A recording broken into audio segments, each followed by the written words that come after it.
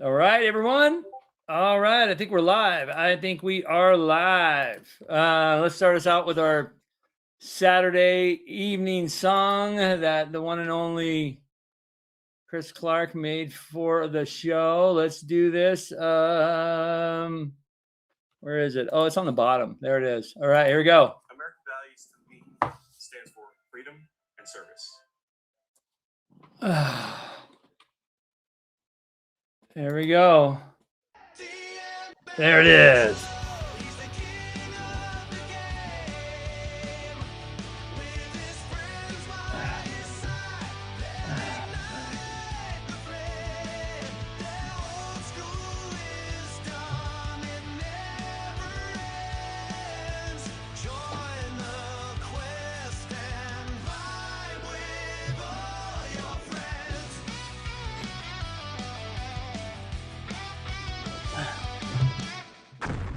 All right, explosion. All right, who do we got here? Yeah. All right, good to see everybody. Good to see everybody. It's a montage song, yes. Can you guys hear me okay? Let me know. Let me know. So let me see. We got so far. We got Valmar Cleaver, Blair Blur, the one and only, is in the house. Yeah, sorry, it took me a second. John Collins, welcome. Shellback. Tankar is still going. Yeah, as he'll probably wrap up in a couple minutes. I think. Well, good to see all you guys. I have we have a bunch of people jumping on tonight, so it's gonna be one of those yeah, montage. Yeah, it's gonna be one of those. Jimison is here. Good to see all you guys. Audio is thumbs up. Good. So yeah, we got a couple people popping in. Chris is in the green room. I'll bring him on in a second. I did want to make a couple quick little, I don't know, announcements or thank yous to you guys. The DM and Friends channel, this channel, we hit 3,600 subscribers, which is mind blowing. So just wanted to thank you guys, number one, and yeah, I think it's a pretty awesome milestone to hit. So just wanted to throw that out there for you guys. So kudos to all y'all. I was gonna say too, and I'm not sure. This Monday I'm supposed to have Mike on with us. I haven't heard back from him, and I know we scheduled out pretty far, so I don't know. So we might just do another hangout Monday night. So, and I am going to because I have a bunch of. I'm not supposed to announce it yet either. Well, I don't even know if it's public knowledge, but I'm going to be adding another kind of doing a collab live stream with a couple people you guys know. And so I'm going to give up one of the nights. And so Monday night's going to be it. So, so I'm going to be getting rid of Monday. I do supposed to have Mike come in this, Mike Neistel come in on this Monday. I haven't heard back from him. We scheduled it out and all that. And I think, he might be busy. Stuff happens, right? So that's number one. And then the following week, we got Chet coming, which I love Chet. You guys all know Chet Mitten. And he's going to be coming on. Good dude. So he'll be on the following Monday. And then after that, I'm going to stop doing Mondays. I'm going to at least try to stop doing them in the month of July. A lot of stuff's happening in July it's really going to very exciting for the channel. So I'm going to get burned out if I do Monday also. So just want you guys to know that. Just wanted you guys to know that we are going to continue. So I'm going to concentrate on Thursdays being kind of bringing on somebody as a guest, and then we'll do this normal Saturday after party after Tenkar is done. I don't know. Is Tenkar still going, guys? I was there, and then I kind of skipped out and ate dinner.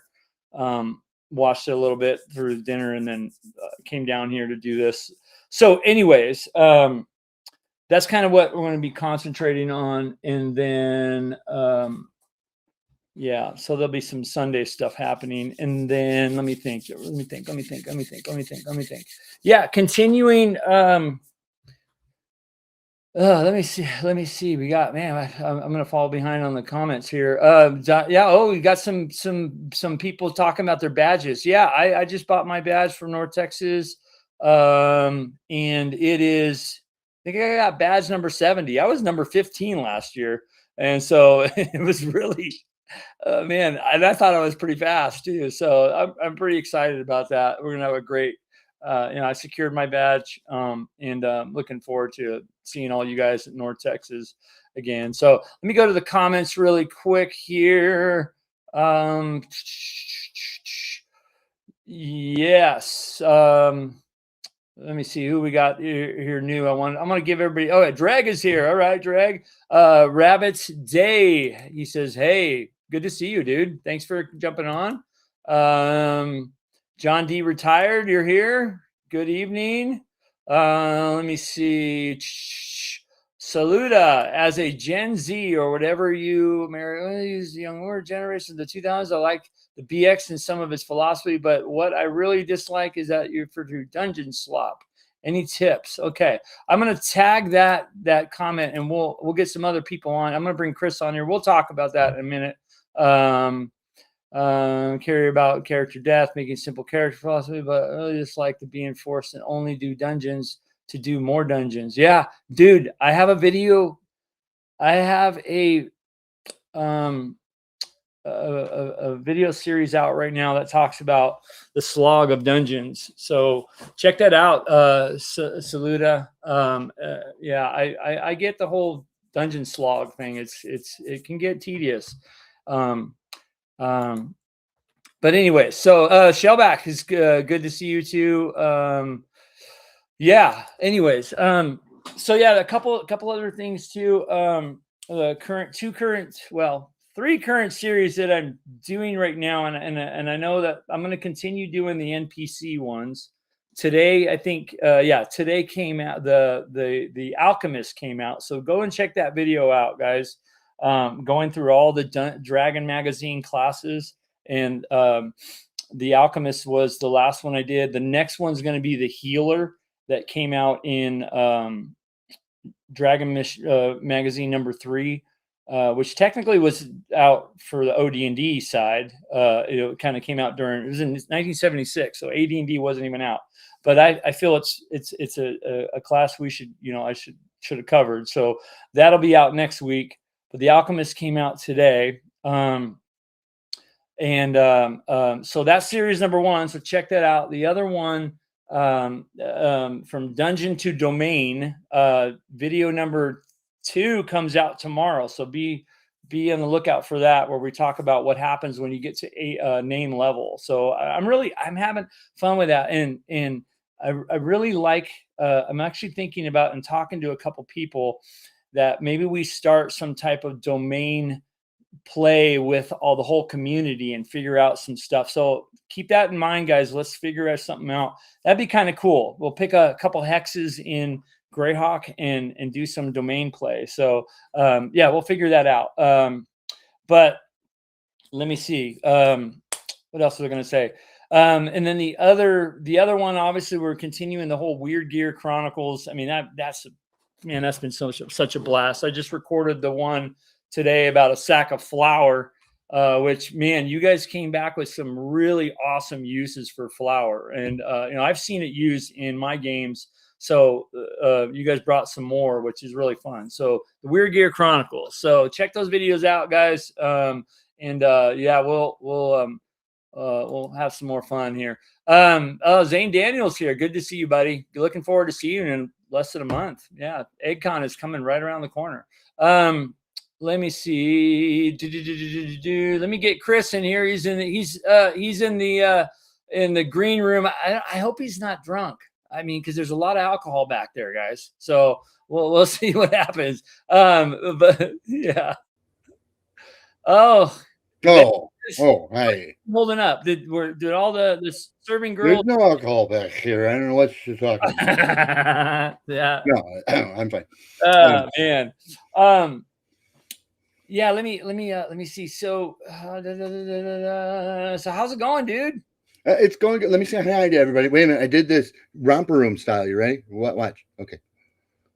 I see Blair, and I see Shellback and Dreg and John Collins and Zane Daniel and Saluda. Yeah. Oh, Yeah. You do. You see them all. Yeah. That's so funny. Yeah. We got right out the gate. There's a great question about, and Saluda, hold on one second, all right, and we'll get to that. But yeah, he's talking about Dungeon Slog, and that's funny because I'm just doing that whole video series on going kind of that shift when you get to name level, and games tend to become kind of sloggish as I would say around 6th to 8th and 9th. I mean, that's not on everyone, but I've seen it a lot, and I've heard it and talk to other people, around where campaigns kind of start to die out. And he's referring to, that. So maybe we'll talk about that. We have some other people coming on tonight, which, we'll have a fun time, talking about this stuff. So I don't know if we want to talk about it now. Keeping the mystery alive is part of that. In other words, if they've solved all of the mystery that is involved in your campaign, know who's behind all of the evil plots and how to resolve them. Yeah, it can get dull. Don't let that happen. Don't let them, until they're ready to retire and build a keep, don't let them know who is the actual uber villain behind all of the nefarious plots that are involved in your campaign. Now, in my campaign, but that's only because you contributed to the campaign. And I had to let you know. Okay. Yeah. The other thing is, you don't always have to go underground. I've actually written a couple of adventures that all happen above ground. They're wilderness adventure type adventures, but that are staged in as though you were underground, sure, but you're out in the wilderness. In fact, recently, Cataract, half of Cataract is above ground. Yeah. Yeah, I think when people talk about slog, just you kick the door, kill the monster, get the treasure, move to the next room. You know what I mean? That gets kind of monotonous. I think. And what you have to add is more problem solving. Yeah. And again, that gets tied though to the mystery of the various subplots that make your campaign into one overarching plot, and resolving those mysteries provides ample opportunity for problem solving that doesn't involve the edge of a sword. Yeah. So Linda, that's a great comment. Thank you so much, man. It's really cool that these resonated with you. I'm gonna get if you hang out a bit, I'm gonna get some others on here too, and we'll definitely dive. There'll be more opinions about this. So yeah. I think it makes it obviously I would say that there are groups that like that wasn't there a game also, Munchkin or something, where it's very kind of not Munchkin. What am I thinking? It was very kick the door in, the next one, kind of. Do you know what I'm talking about, Chris? I think it's 5th edition, but oh no. No, it's funny when I wrote the Lance, and we're not going to go into deep detail on what Lance is, but when I wrote the Lance system, Lance is primarily about problem solving and very tertiary about combat. You don't often go in and kill the thing and take its stuff. You just don't. Yeah. I've seen in the comments to talk about the giveaways. Yeah, tonight if we hit a certain amount of super chats, you guys, I will mail this to you. There's a copy of B1. This is, I think, from the collectors. It's not a reprint from Dragon. It was the one that was stuck in the. They put both of these in the. Somebody will tell me what this was from, but these were from a anniversary edition. something. Yeah. So I'll send. I'm gonna give this away if we hit that tonight. The other thing is this Thursday, and I didn't even announce what the Thursday is. It's this Thursday coming up is the DM roundtable that we have, and I'll tell you guys who's well. Ignatius is going to be on it. So is Bill Barsh, and we're going to be tackling a couple really cool topics. And really, I'll just tell you what the main topic is. It's what does a DM do when your characters go off the rails and do something that's not in the books? So we won't answer that today. I have an answer that's very easy, but that's what we're going to talk to Ignatius about from Fight On Magazine and Bill Barsh. They're both coming on. But yeah, and I'm also the monthly giveaway for this copy, which is signed by the one and only Alan Hammock. I'm going to be giving this away to one lucky member on Thursday. All right, so that's it. Have you ever met Chris the Sober? Have you ever even met a Chris the Sober? What? Shout back. Oh man, let me see who else has jumped in here. Yes. Whoa. Boot Hill is shoot or die or both. You have to bundle sticks of dynamite. Yes. Drake says you are correct. You are correct. Is it just me? Angelo looked like he is doing some mouth breathing. Am I doing mouth breathing? I don't think so. I would never say that to your face. You know. Matthew Sherman, welcome, dude. Good to see you, buddy. Yeah. Glad you jumped in. So what's been happening, Chris? What's and in about 10 minutes we got a couple of very special guests joining. And just wanted to I am actually tease that. I am actually putting the final touches to the upper levels and lower levels because there are a couple of access areas that you can still get to in can't remember the name of my own town, Algren, the Dwarven city. Algrand. I'm sorry. Alderon? A lot of it you can't get to the various level things that aren't on the main level because of collapses, because there haven't been dwarves there for 400 years. But there are a couple, and I'm just finishing those up, and then it's on to the castle. Okay. And boy, is that good. If you think I look tired some days, just wait. Oh, yes. Oh, yeah. Yeah. That castle should pull so the you are you yeah. How where are you at percentage wise? Do you think for Castle Wolfmoon, where as far as writing? Okay, have you gotten everybody's contributions kind of added? I've got about 60%, which is not terrible, but that's pretty good. Probably 14 of the 42, I think. Got it. I do need to send out a blaster and say, hey, I'm about to start Castle Wolfmoon. If you really want in on this, it's like now or never time. So because you got some people that are kind of lagging, right? And once I do a layout on first level, second level, and there's no going back from that. There's no going back. Yeah, that's pretty good. There are 8 contributors in Ritual, by the way. So you're just one of 8. Are you thinking before the Kickstarter goes live, you'll have most of it even written? Oh, well, it is written. In fact, well, you know what I mean, in layout and all that. Like edited final draft that editors should look at and tell me, Chris, you misspelled these 16 words, which they do. Oh, look at that. Ooh, okay. That's probably going to be at least a week on Castle Wolfmoon. I think Castle Wolfmoon will go more quickly because there are fewer map additions. I had to make adds to the map. And nobody will memorize it. So this was the original map, for God's sakes. I don't know if I can make it even fit on camera.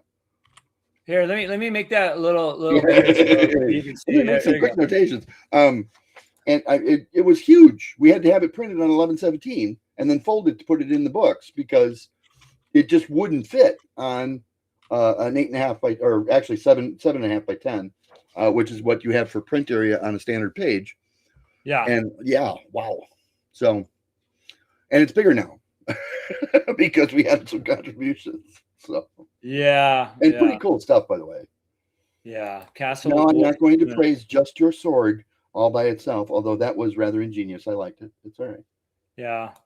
What's the latest on? Do you want to? Can you talk about the latest as far as on We're still release? getting a cover artist ironed out, but we're like 99% there. In fact, supposedly this evening locking a date in? they're signing the contracts to get the cover done, and then in about a week they'll probably just kick it. They'll start the Kickstarter in about a week, or announce the starter date within a week, Yeah. because then they'll have the imagery that they want to put to the forefront, which is of course the first of the Castle Wolfman books. Got it. Yeah. Got it. They're gonna. I know they're gonna center the Kickstarter around Castle Wolfman Exordium, which is actually the 4th book in the series, but a lot of people already have the first 3, and the one nobody has, that 4th one. So that's going to be the center of focus of the Kickstarter. Is going to be Castle Wolfman level 1, which is ground level, level 2, which is the first level below ground, and then the roof. There's actually stuff on the roof too, and then surrounds, of course. So I was going to say, I noticed you changed your name, headed to EggCon. So That's right. we're well, I guess we're about a month out now, right? Well, yes, and I have a 6 by 8 foot table downstairs, littered with the Dwarven city of Algrond right now, and little details are being added. Okay, so you're getting your dioramas all set up. Yeah, once it's done, I'll go ahead and take some pictures and post them, and then if there are any seats left, I'm sure they'll evaporate. But yeah. Do you want to see the prep that I've done on mine? Only a little bit less than wanting to win the lottery, so it's right up there. Here. So this is the prep I've printed out of a nothing.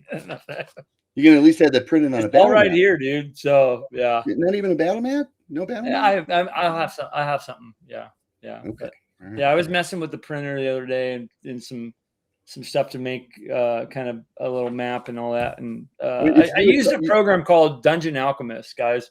And someday I'll bring it up and show you guys. You can do a 3D model of buildings, and it's actually pretty cool. So that's what I kind of did with this. And I mean, I don't know. I'm probably just gonna have a big piece of graph paper out, and I don't know. You know me. I'm kind of a. You print it off. You throw a sheet of plexi over it, and you game, dude. No problem. Yeah, I can do that. Yeah. Yeah. Here. So yeah. EggCon's coming up super quick. I will flash this up too. Let me see. He's going to be. I am shocked and honored that I was asked to be a guest to EggCon. Get that up there. And I do want to bring up EggCon's their QR codes. So you guys, if you're interested to go, please check that out. Go there. You can get a badge. It's going to be a great weekend. I think it's July 16th, 17th, 18th, and 19th, right? Something, yeah. And that's when that is. And also, if you know any veterans, guys, Agile Monk has got worked out a deal with them to provide badges for veterans. So I've been bringing this up quite a bit. If you see on the very bottom, if you're interested in being a part of this program, just email agilemonk@icloud.com. If you have a friend who's a veteran, talk to him about it. See if you can get him to come out. Yes. And I was going to say too, look at this guy right here. Mark Termino's going to be there. This guy right here is going to be there. Look at that. They got Angela. Oh, yeah, they got me there. It's so crazy. So, yeah, we're gonna have a lot of fun. I'm looking forward to and yeah, throw it in the chat if you're going to be at North Texas. I mean, North Texas at EggCon. I love love to connect with you guys. So Angela, you need to grab me one of those con exclusive modules. Okay, I will do that for you. You're talking about at EggCon, right? The one for the tournament. Are you GMing in the tournament? I am not. Okay. No. Be really nice to me, because I can probably get you the comp copy if you can't get you the comp copy. Although as a special guest, I bet you can. Yeah, Heidi and Eric are pretty darn nice folks. Yes. Let me see. Okay. Give me a couple minutes. Yeah. So let me think here. Next year, Lord willing, I hope it makes. Yeah. Who's all going to EggCon for sure? Yeah.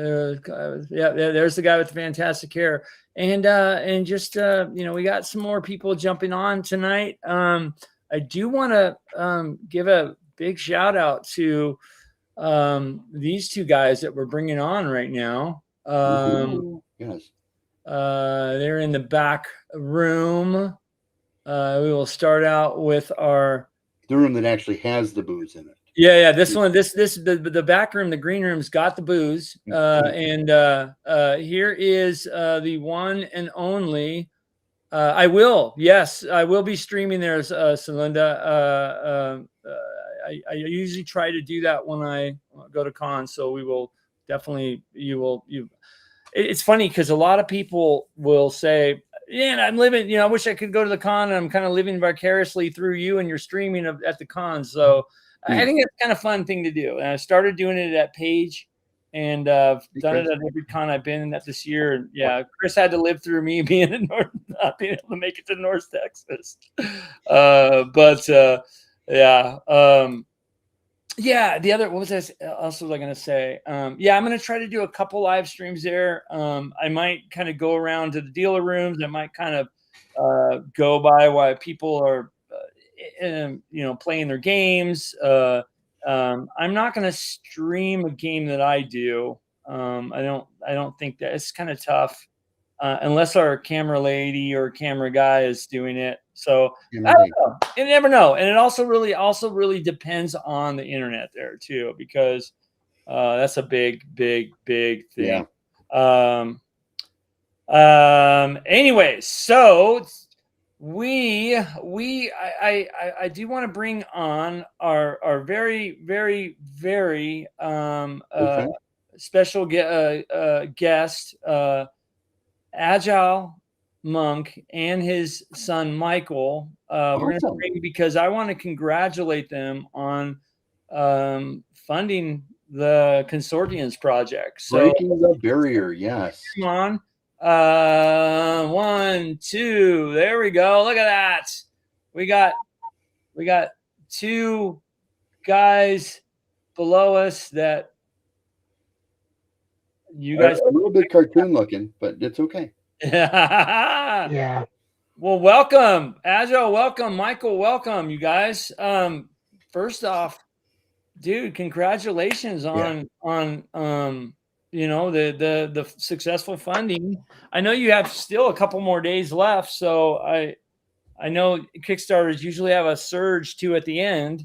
So I think it's great that you guys hit your mark, and man, this is gonna be this is a real thing. So congrats, you guys. Well, greetings and salutations. Thank you for having us, Angela. We really appreciate it, and good to see you, Chris. Yes, we're we're getting over our Kickstarter anxiety, trying to get to that number. So I think Michael and I were both working on a number of things today, and some new things too. And we're a little, I can tell we were a little fried, because he was looking at me and I'm looking at him, and I'm like, what's wrong? And he's like, I don't, my brain hurts. Oh, wait, what's wrong with you? I don't know. My head hurts. I don't know. So we're just going back and forth on, getting things done and going through licensing, all kinds of stuff, because we've also got this new idea. Maybe I'll share with you tonight that we're looking at putting out into the Kickstarter. But there's so many things that we have to talk about. But first off, I just want to say I can't thank all of you enough, because this is all about you, what you want. I mean, because think about this for a second. One of the things we did is we've spent a lot of money and energy building all this product and doing it all, from the artwork, everything, paying for everything, doing all the legal, the licensing model that took us 6 months to create, all the different work over the last 2.5 years plus. And so when we decided to do the Kickstarter, I said, well, we have to do this minimum amount of money. Why? Well, because that's what it's going to cost to print the books.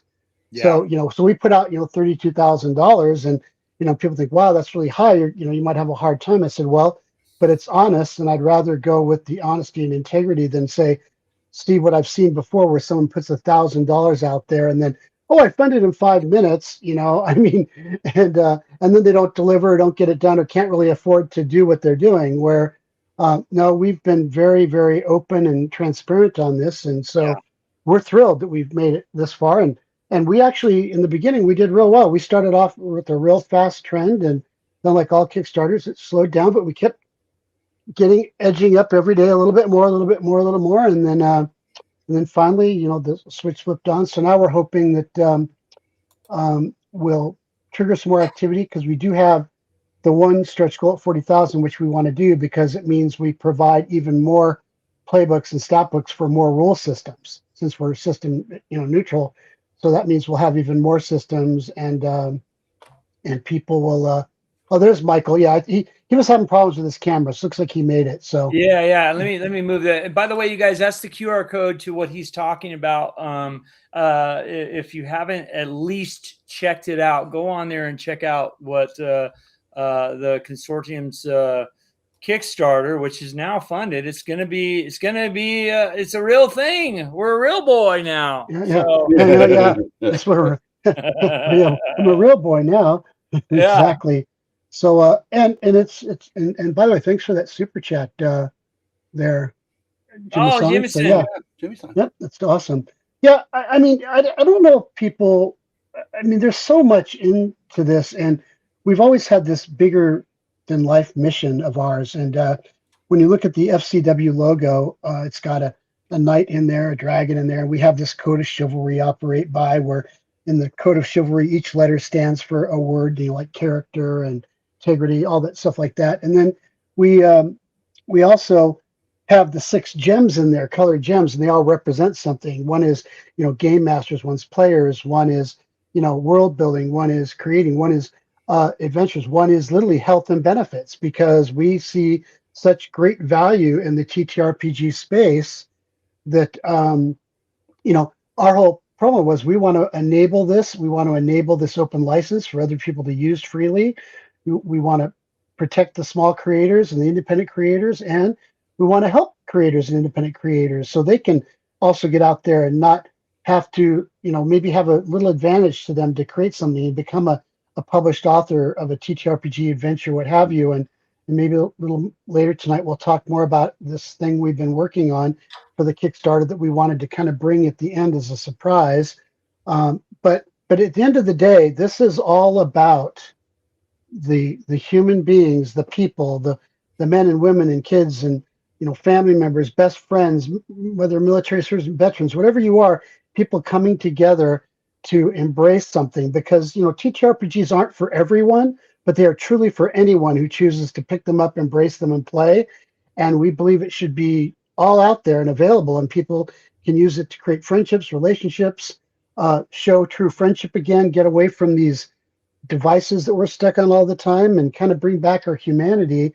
And remember that there's a lot of laughter in gaming and a lot of love in that, and we need a lot more of that, because ever since, we were losing our humanity before COVID, but COVID definitely stole a lot of our humanity too. And then I think if you look around the globe right now, it's pretty easy to see the world's in a bit of a challenged space. And so to me, bringing people together for gaming and playing and having fun and laughing is that perfect escape, because we all need a world to play in. We all need our own world to play in and have fun in. And that's what Fantasy Companion Workshops is about. And that's a lot of what this Kickstarter was about, because we're bringing the tools and capability to the table so people can do that and you literally kickstart them too. And there's a great community in between OSR and NSR, and going out there, and we don't have to take the WotC path. We can take the path of caring and giving back and supporting one another. So I mean, excuse me for rambling, but I'm just overwhelmed with humbleness and joy, a little bit teary-eyed, feeling so blessed, because the truth is, all of you made it happen, whether it was Val or, I know Val, all these people on this chat, I know these people contributed. I know they got on there. Yeah. They got it. And here's the thing. you gave of yourself. And so giving of yourself like that, there's other ways you could have spent that money, that time, but you chose to do this for any number of reasons, of which I'm extremely grateful for and thankful for. And Yeah. our team feels completely blessed. And honestly, this channel, I mean, and there's been a lot of really great channels out there, and we can talk about them too, but DM Angelo and his channel is called the DM and Friends. It's because it's true. Yeah. We're all friends here, and this is awesome. We all care. We joke with each other, tease, but we have fun. But at the end of the day, the people that show up to this place are the people you know that if you were broke down and needed a ride or something bad happened, they'd be there for you. Because I can tell you, when some bad things were happening in my life, the first person that called me was Angelo, you know, because he heard a hint of the fact that some things had happened bad in my life, and he was there. That's just Dan Tesh, who's not on. He's on another thing tonight, but that's him. You know, Chris. I mean, and you know, and like Chris said about Heidi and Eric. I mean, they're super nice, generous people. They're amazing, and and all I can say is, I can't thank you all enough. So I'll just leave it at that and let someone else talk for a minute. Well, I have to say, Angelo, I violently disagree. Because no, tabletop gaming is for everyone. It is. Yeah. Absolutely everyone on the planet can tabletop game and have a great time. Yeah. Yeah. If there's more tabletop gaming. Other than that, no, you're spot on. Yeah. Well, let me explain what I'm saying, though, Chris. I say it's not for everyone because it isn't for everyone. It's for anyone that wants to give it a try and check it out. Because there are people out there who've looked at it and say, I don't want to touch that. I don't like it. I don't whatever.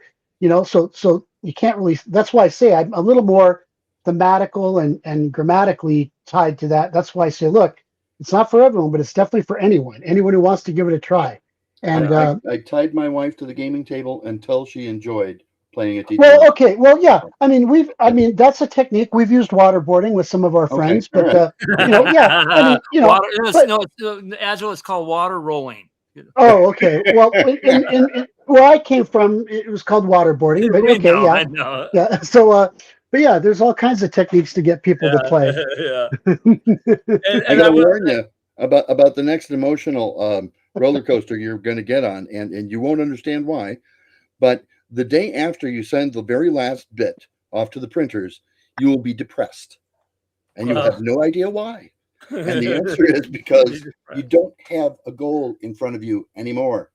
Get a new one and put it out there. Oh, the thrill of the battle. Yeah. Well, that's good, Chris, because fortunately we do have other stuff already started and worked on and going. So that's good. Right now it's back burner, isn't it? I mean, right. It's all in the product. To the front burner, and that depression feeling will go away. I've had depression like 217 times, so trust me. And I like what Shellback said. He goes, waterboarding ain't hazing. Waterboarding is love. As a guy who's been waterboarded, as a guy who's actually been waterboarded and tortured in real life in my old career, I can tell you, yeah, it's a very special kind of love. Some definition of the word love with which you were. Okay, all right. Hey, I want to just go down to we got some questions coming in. I want to go in and kind of acknowledge those, but I do want to say, well, Michael, thanks for jumping on too, and I'm glad that you got your video up and super cool. Thank you, brother. Michael, can we check? Michael, is your sound working? Yeah, I don't hear him. We're not hearing you. Oh yeah, sound is off. Okay, get that handled, and you might have to jump in and out. Yep, like silence. I do want to say thank you, Jimison, for that super chat. Super cool. Thank you, dude. All right, we hear you now. Okay, sweet. Oh, there you go. Okay, cool. Let me go down the list of this and catch up on the chats real quick. Jimison, thank you so much for that. There is a couple questions from Chris Carlton, which I want to talk about that one. Yeah. Let's get to that in a second here. There's also Blair Briller did a member for 3 months level Lord message. Congrats, Agile and Michael. So thank you for that, you guys. That was it's very, very, very cool. number one, for being a member here at the channel, Lord level for 3 months. And also, I mean, I agree with you. Congrats, you guys, for this. Yeah, I was actually always supporter, but I promoted to Lord. Yeah, is what I did. So yeah. I was I was So here since the beginning. yeah, thank you guys for that. Those of you guys that are members, yeah, do and I think it's a membership anniversary thing where brag about it. I love to hear the brag. Right. So let me see. There's a couple other, so there's really good questions from Chris Carlson. By the way, I spoke with Chris the other day on Discord, and man, he's a really good dude, man. And that's one thing about our community. I will say that everybody is just, man, the community we have, we're freaking lucky. And you're right. That's why it's the DM and Friends, because the amount of friendships I've just from, just starting this and just the gaming, for over the years, man, it's precious to me. So thank you guys. And I will say this, so the question he asked, let me see. And this would be for you two guys and Chris too, because you made some system neutral stuff. Talk more about the system neutrality and developing that, maintaining it throughout your production. There's several. Absolutely. Hang on. Several creatives that probably watch this stream. So talk about that a little bit, guys. Well, I am so glad there's several creatives here tonight, because we're going to get to share a really cool surprise then, and I'm hoping it's going to attract some attention from some of you wonderful people. Well, let me give a high level. System neutral, system agnostic. We hear it a lot. We hear it a lot of different ways. One could argue that a lot of people say and use that, but I have to say that's not necessarily maybe what's really happening, because tends to be what's considered creative bias that comes in play. And creative bias can often come from a system or what you like to play, what you're using.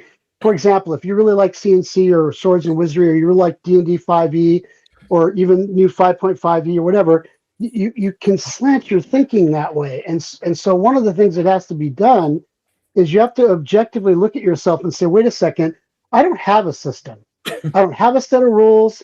What I have is I'm creating a world. I'm creating interactions. I'm creating factions like this, and I'm looking for interactivity.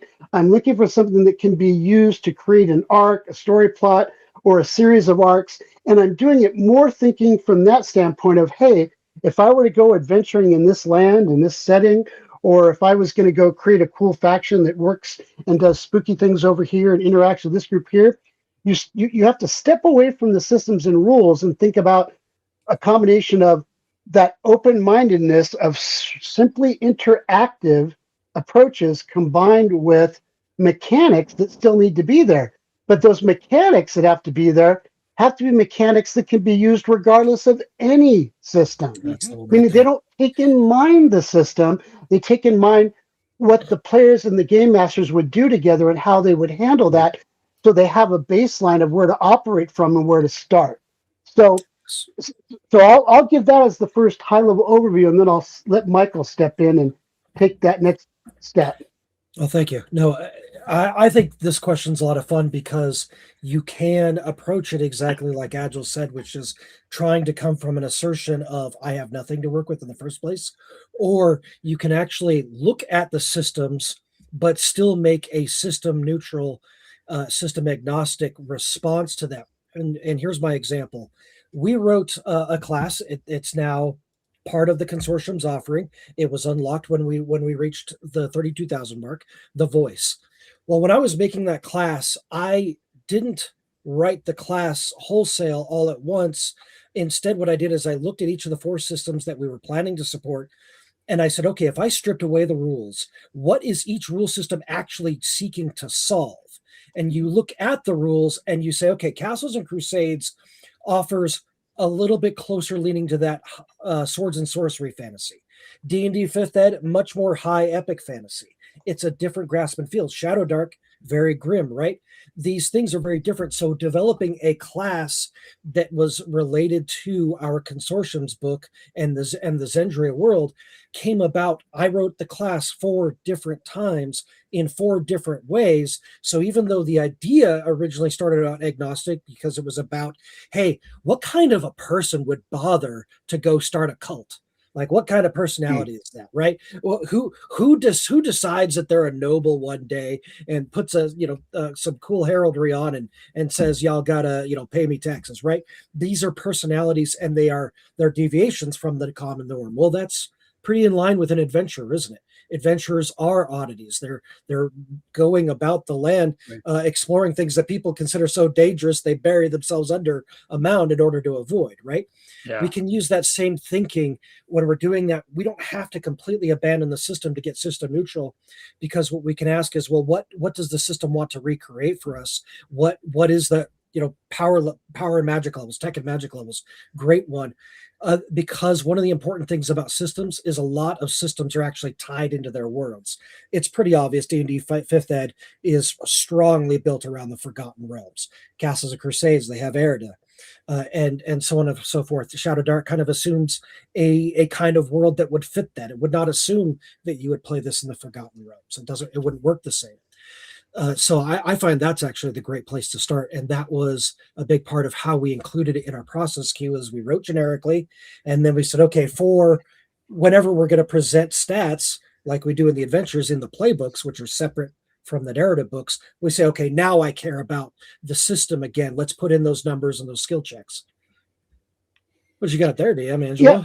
Yeah. So let's just, because I want to take Dreg's 347 thing. He's a great guy, but he was always on these channels. I want to. He did the short version, but I think I know what he's saying now. What he's asking is, how does Wondrous Indigenous Consortiums and Zendria, the world itself and the setting guide, how does it add or modify player agency? I think that's a very interesting question. Yeah. Because because in 2 reasons, because it goes to that and his next question. And first is, there's literally 2 very dedicated chapters in the world book, and I want to talk a little bit about this. One that talks about what it means to run a sandbox setting and what it means to run an actual true West Marches. Now, in fairness, please understand, from a West Marches standpoint, I took everything I learned from 1974 and those early years, and I took it with what a lot of modern people think, and I tried to bring that reality into that story because West Marches are very unique, and there's so many good and bad arguments about them. But having run a West Marches environment where we had 50 players and 3 GMs, there was a purpose to that. But to do that, you've got to have a world that has a number of major cities or locations that can act as bases for those West Marches. So one of the things we did with Zendria, since we're touting, hey, if you want to run West Marches, if you want to play Shadow Dark, and Kelsey's got her West Marches, which is really kind of a world setting she's trying to do. But the point is, if you look at that, you need to be able to have a number of key places, so you're not just stuck in one place, but you can have multiple core locations in the world where there's enough detail and working ground that you can set up that compass to allow West Marches to take place and let players come and go, let multiple players come and go. And that way you always have some group that can play, some group that can be running and operating and keep that flow of game time, because the ideal West Marches, if done truly in a simpatico fashion, relies on actually dealing in 1-to-1 or as close to live gaming time or time as possible. So if you're sitting back for 2 weeks and resting while this other group goes out, it all factors in. And sandbox gaming, now sandbox, and by the way, that does give a tremendous amount of player agency for those who don't understand that, because the players and the groups that are showing the definition of player agency. Exactly. When you get into the West March, they're like, hey, I'm doing this and this is what I'm doing. And the GM is basically responding and reacting to those decisions. Okay. And that's why I have my Agile Monk's version of Chutes and Ladders in there that I use because we don't allow railroading. We don't think that railroading is not a good thing, especially modern day railroading, which sadly we're seeing a lot of modern conventional adventures and paths turning into actual just railroads. So they don't allow that compass mindset that I use of, well, what if I want to go west? What if I want to go east? What if I want to go north or south? Well, if I go west, as long as I have something within the north and west and the west boundaries, I as a GM, I'm covered. Mm. So then when you get to the sandbox, you're looking at another style that says, hey, as a sandbox, we're a dedicated group. Some might run groups, but a group of players, and we want that free agency. But now what we want to do is we want to be able to, and that's why once again talk about this compass and Chutes and Ladders. I want to make a decision to go a certain direction. And the way the world's set up is we want the GM to have enough basic information there to say, well, if they go west, what can they get? If they go east, if they go north, whatever, and anything between, always be able to have something available to you that you can play off of. So that way, no matter which way they go, they're going to touch something, it's going to impact something, and it's going to steer that player into some form of activity. And ironically, here's where it gets kind of cool. So now, if they decide to climb that ladder, right? Oh, I'm going to go northwest. And they climb that ladder and they reach a certain location and they see something and they react to it. But it just happens that there's multiple points to what they can see when they climb that ladder. Then here's what's really cool. They get up there and all of a sudden they walk along, and guess what happens? Unbeknownst to them, they trip an adventure prompt, and next thing you know, they fall down that slide, Chutes and Ladders, or that slide, and they slide into that location or that actual adventure topic or proper arc because you've got them built out that way. So in essence, you're pushing them a little bit, and you can push them a little bit, but you're always letting them decide what pain points they want to embrace. Because here's the other thing I personally believe with 52 years of being in this place, 52 years of playing, 50 of GMing. Okay. I had my anniversary in April on this, and that is the world should not be balanced or created to entertain them. The world should be the world, no matter how scary, dangerous, or whatever it might be. And they've got to make the decisions on what they're going to do, where they're going to go. And guess what? Fleeing and crying are okay solutions. Yeah, and running too. So Well, that's what I mean. Discretion is I the can better flee. part of valor. Yeah. So they're saying that people talk about a bonus action. Well, crying can be a bonus action in 5e. But the truth is, free bonus action, right? But the bottom line is you've got to decide what you're going to embrace, and here's the key. And players will learn quickly. Well, this stuff that looks way too tough. Why do I want to embrace that? I see a mana core there. I don't think that's something we're supposed to be doing. So, the GM's going to take care of it for us. Oh no, they're not. Not a good GM. They're going to say no. Maybe you should identify that and turn the other way. And so that's where a world like we built has to be able to support that, and also has to be able to balance its technology, what level it works in. So one of the things that we've done inside this world is there's 3 continents. There's 10 major city or town things that have maps for them. Granted, there's a lot of space on the world to use for GMs to add and drop in their own stuff, but we've got these continents, these towns, and here's the thing.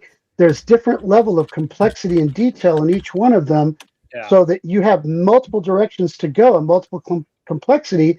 So as a GM, you've got a lot to work with, so the players can make their decision. Hey, what do I want to go from here? What do I want to do next? And in doing that, there's options there, so that, hey, if you want jungles, we got jungles. If you want this, you got that. If you want destitute lands that are burnt up and basically much like for those who know the old Dark Sun stuff, there's areas there beat up like that. You've got all the different places. You've got northern frozen countries and options there. You've got lava mountains and dragons. But at the end of the day, here's what I like to tell players, I do therapeutic GMing for veterans, and I work with stuff. I also work with veterans and play games. But Michael, who's a veteran like me, we played in games. I have this one saying I tell people. I said, look, guys, I'm on your side. I'm all about the players. I'm not out to get you. The world is out to get you. Don't Yeah. ever forget that. The world is out to get you. So that's what you're surviving against. I'm not your problem. I'm all for you. But if you mess with the world and the world doesn't want to be messed with, then that's on you. Hey guys, I want to get to some of the other questions on here. Sorry, Angela, if that was too long. No, that's fine. No, that's fine. It's exciting. So you're basically describing old school D&Ds, what you're describing. So the concepts behind it. So I do want to acknowledge one question. I think we got to Drake's questions. He did ask a question about mechanics, but this is system neutral. I don't know how that would even. But there are mechanics. I want to get to our guy in Brazil here. Okay.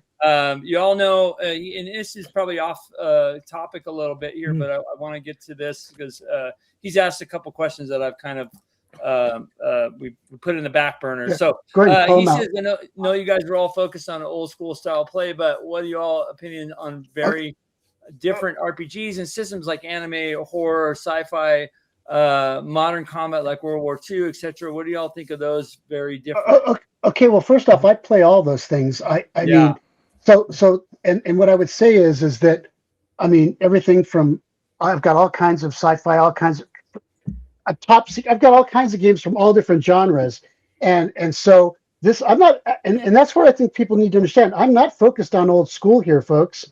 I'm actually focused on what I call fantasy role playing, is the ttrpg, meaning this is a fantasy world design. It can be low, high magic, whatever you want it to be, but it has everything from sci-fi elements. It's got portals in it to go to other lands and planes. So we're not pushing old school. What we're pushing is we're pushing a world that is open to the game master to use with what they want. Now, could you play sci-fi on this world? You could if you wanted to. You could do Gamma World in here to a degree. But is it primarily more fantasy driven?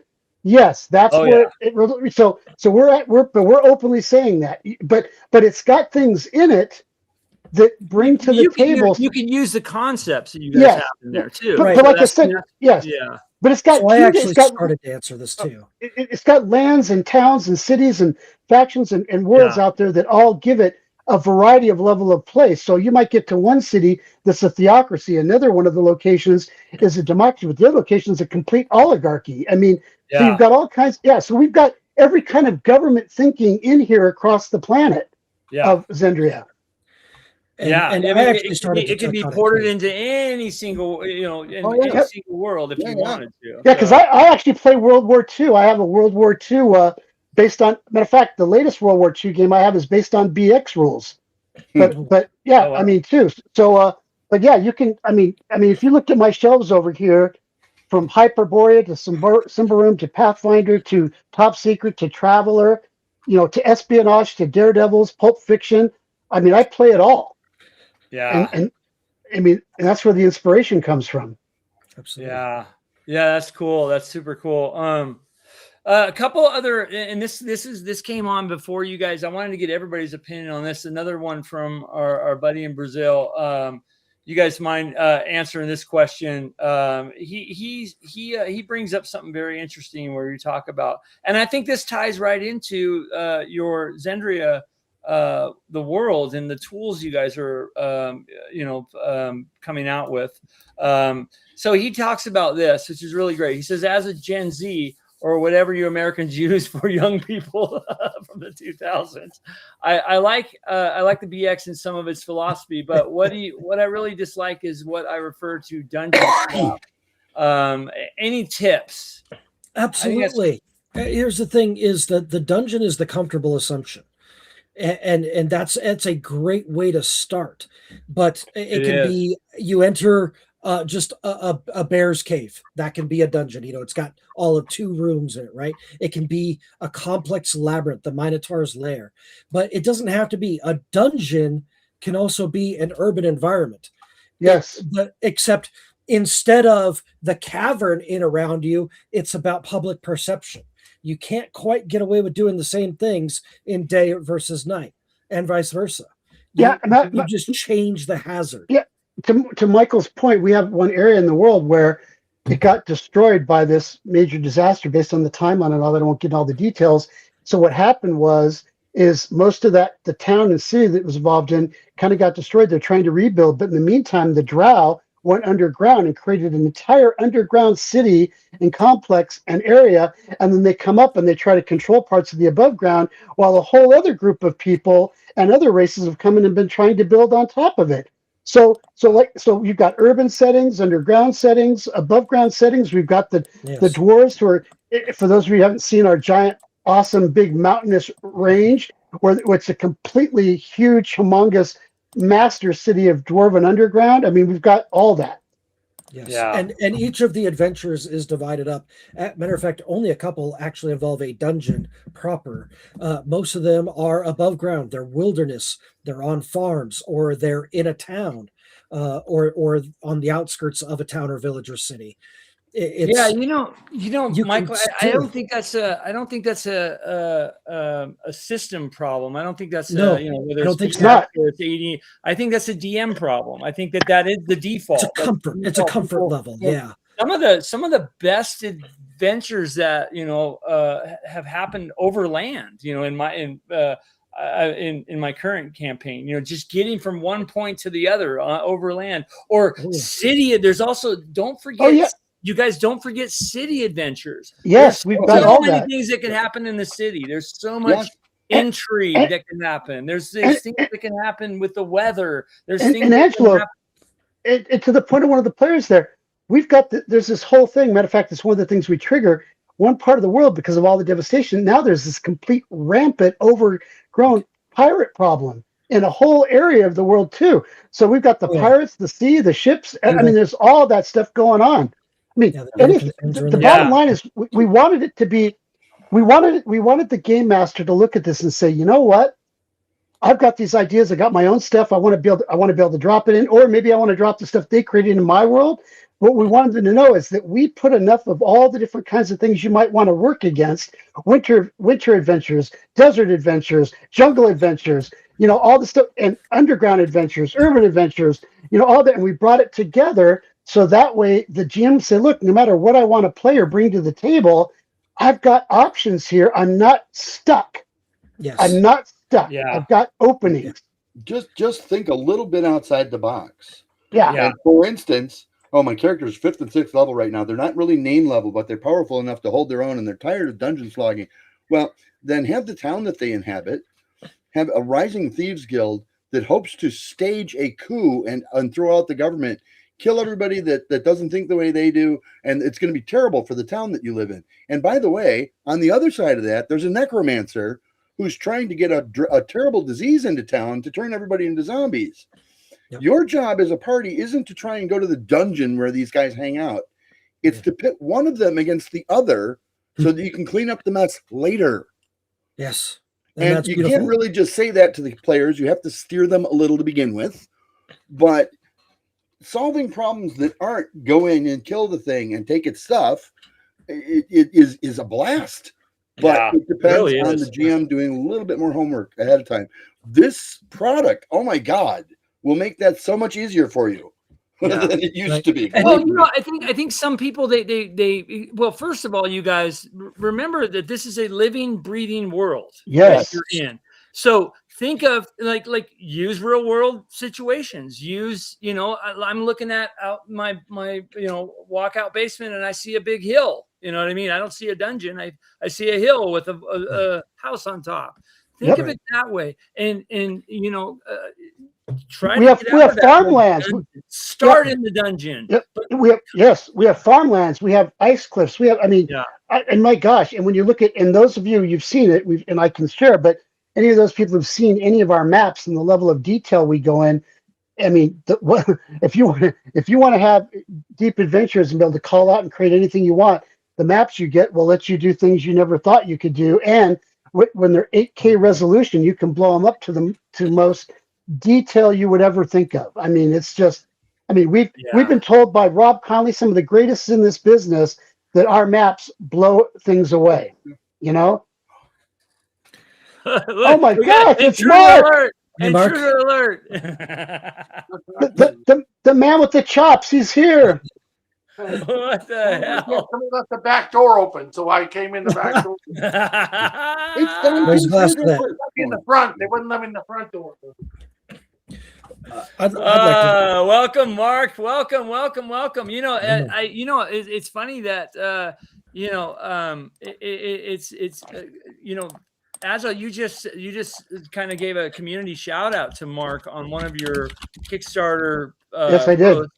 And I didn't tell you that Mark was going to be on here, but I just realized that. I thought, oh yeah, there was a post. But anyways, ladies and gentlemen, the one and only Mark Germino. Mark creates great stuff, folks. I mean, I know because I have like at least 60 different things from Mark in my yeah. I mean, and that's not a joke. I mean, he can. I did it. Yeah, I did a count on my website here, and there's like 56 products on the website alone or something. So it's just like, Yeah. Well, he said 60, so some of them are game related. The 60 things he's got from right. Some of them are game. Yeah, some of them are gaming related. And some of them have centerfold. Yes, some of them are just those pictures that you paid so much to get him not to publish. Right. Yeah. Oh man, He's over here. Oh no, never mind. Hey, really quick before this gets buried too. Dreg's got another question, and that's really related towards to you and Agile and Michael. I want to bring that up on the screen, even though I think you guys might have tried to answer it in the chat. But let's bring this up really quick. Yeah. Yes. Okay. Yeah. That's great. So does Wondrous and Dangerous Consortiums and Zendria stack right on top of Holmes Edition? I'm glad you said this, because, or does it make AD&D 2E with 30 plus? Yeah. So let's, okay. This is a really interesting question, because how many here? Okay, I've played all of the D&D versions, just so we all know here. Okay? I have too, yeah. And those who know me know that I used to play OD&D with chainmail and outdoor survival, and I evolved through all the different versions up until now. And honestly, from the Holmes edition, the consortium book is something that fills in gaps that Holmes didn't have. So quite frankly, the factions, relationships, things like that, Holmes didn't really cover that much in its early place. So it stacks very well with that for giving you power and identifies groups and activity for your players to engage in.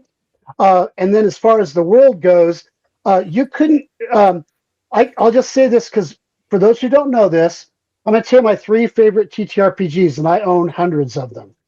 My top 3 are AD&D First Edition, okay, Castles and Crusades, and then Daredevils by Fantasy Games Unlimited, okay? and I know I'm weird, but here's the thing: if you wanted to take this world and drop it into AD&D Second Edition, it would prove to be a perfect, absolutely perfect solution for it. It would drop right in with no questions asked. And then when you look at our adventures and how we've done our adventures, which we didn't really get into do that, but because we're making it system agnostic. So what we solved for is we wanted the world to be able to drop into these different places and different rules. We do these place stat books. So what happens is you get these adventures from us, these 8 adventures, and guess what? You can go grab the play stat book for Shadowed Ark or CNC or whatever, and it gives you all the information you need. So you don't have to convert anything, create anything. It gives you all the details and everything. You can just go right away. So the bottom line is, I can tell you, anybody playing any version of D&D, this world and the faction book will make you very happy. This book and faction book will make your Shadowed Ark game better. Will make your CNC game better. And for those who are playing some of the modern systems, we kept Nimble 2E in mind. We kept Daggerheart in mind, and even Draw Steel in mind, from the standpoint of what it would enable people to do. Because interesting enough, Matt Colville talks about the importance of factions and activities like this, but they're still trying to build them and create them for Draw Steel. We actually have a full book that could actually be all of those factions for Draw Steel. What did that just say, Chris? Vladimir is my current Cleaver is favorite. the first personal favorite. To piggyback, there's some great comments coming in, guys. By the way, guys, thank you for the comments, and please ask any of us here will answer any questions. Mark, Agile, Michael, Chris will answer any questions. Please put them in the comments. I'm with Shellback. I do want to. Yeah, I do want to say one thing when you talk about factions.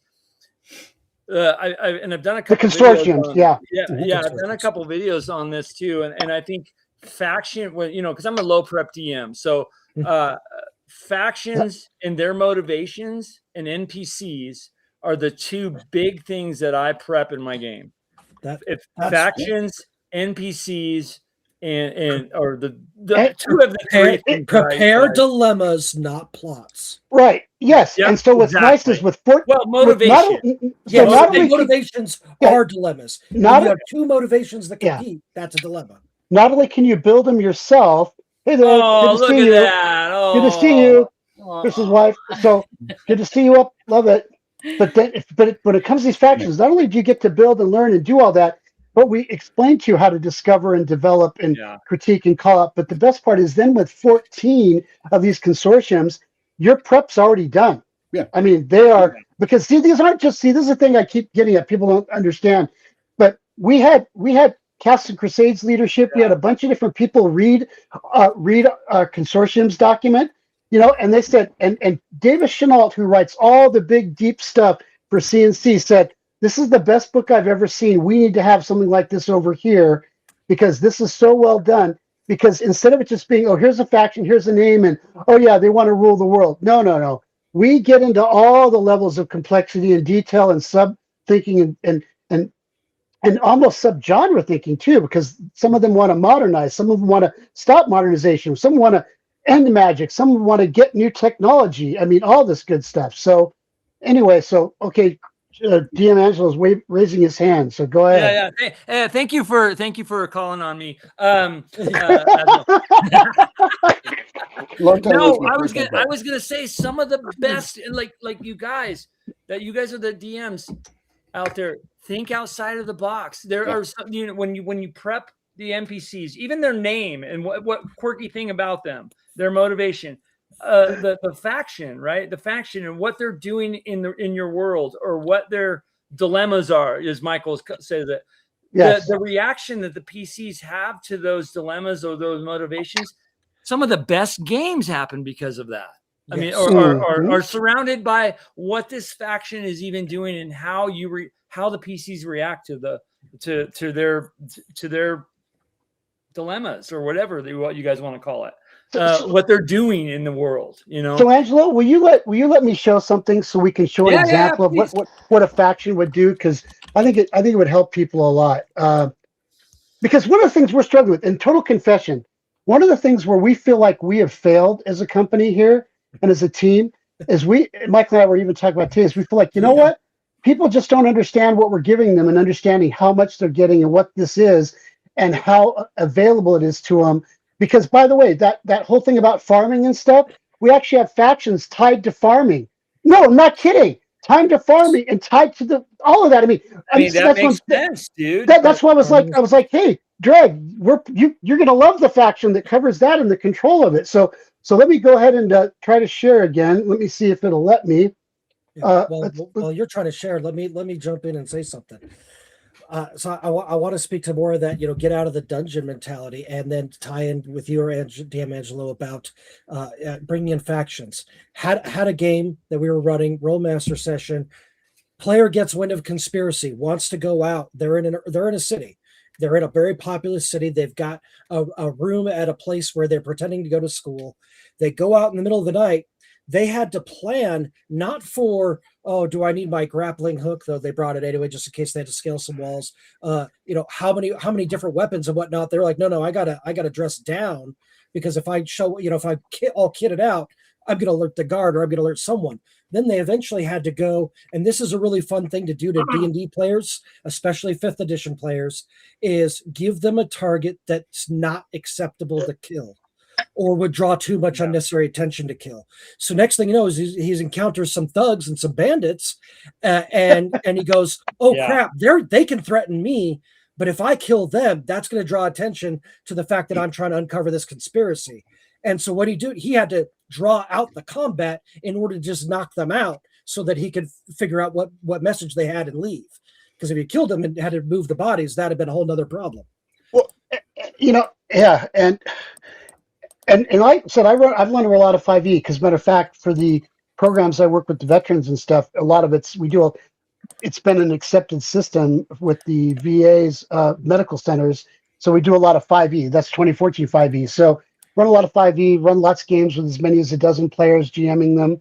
But so Michael's right. That's a great example with the 5e challenge out there. Yeah. So it's not letting me show. What do I need to do, Angelo? What do you want? What are you trying to show? I want to show this consortium's document so I can point a couple sections to explain to them kind of the level of detail we're trying to do. You gotta. If you share something, I have to bring it up. So here we okay, go. yeah, that's okay. Good. That's what I was waiting. Okay, great. Okay, so thank you, everybody. So here we go. Little look at Wonder Stage Consortiums for those who awesome artwork. Yes, I know. This is a preview. So one of the things we do in here is consortiums. We have coalitions, cults, factions, guilds, mercenary companies, orders, secret societies. But what I want to take you to, and we'll let Michael talk to it, but we have this whole thing of, we teach the art of brainstorming for world builders, narratives, the 4 pillars, putting it all together. So we spend time actually teaching and developing how you do this for yourself. Yes. Plus, then we have, so look at these, the Eternal Conclave. They're guardians of arcane balance, protecting the world from magical chaos, one enchantment at a time. The Brotherhood of Boundless Bargains. Well, they handle trade and treaties, transforming conflict into commerce, where every deal sparks a new adventure. What about the cults, the Flower Path? Ooh, the sowers of dark seeds. Beneath their petals lies a sinister plot for nature's supremacy. Then what about Children of the Dawn, guardians of the verdant, rebel against technology? They don't want to see technology. They're trying to stop this powder that's been found that acts explosive. They don't want it to happen. They think it's too terrible. And so they're heralding an apocalyptic vision, and they want a harmonious future. Then you've got the Bloodstone clan, crafting the future while guarding the legacy of Valestria. Valestria is a major town in here, major city with some serious stuff going on in it. Then you got the Varangard, masters the bureaucracy. Right. Oh yes, there's people. They weave the threads of trade and power with cunning precision. The Astrologers Guild, navigators of the stars. The pirates, everybody guiding destinies by harnessing cosmic wisdom. Arcane masons, crafting buildings, bridges, building magic, all kinds of things, crafting wonders, kind of creating their own form of, we call the 7 wonders of the world out there. Well, They've got their own stuff going on here, right?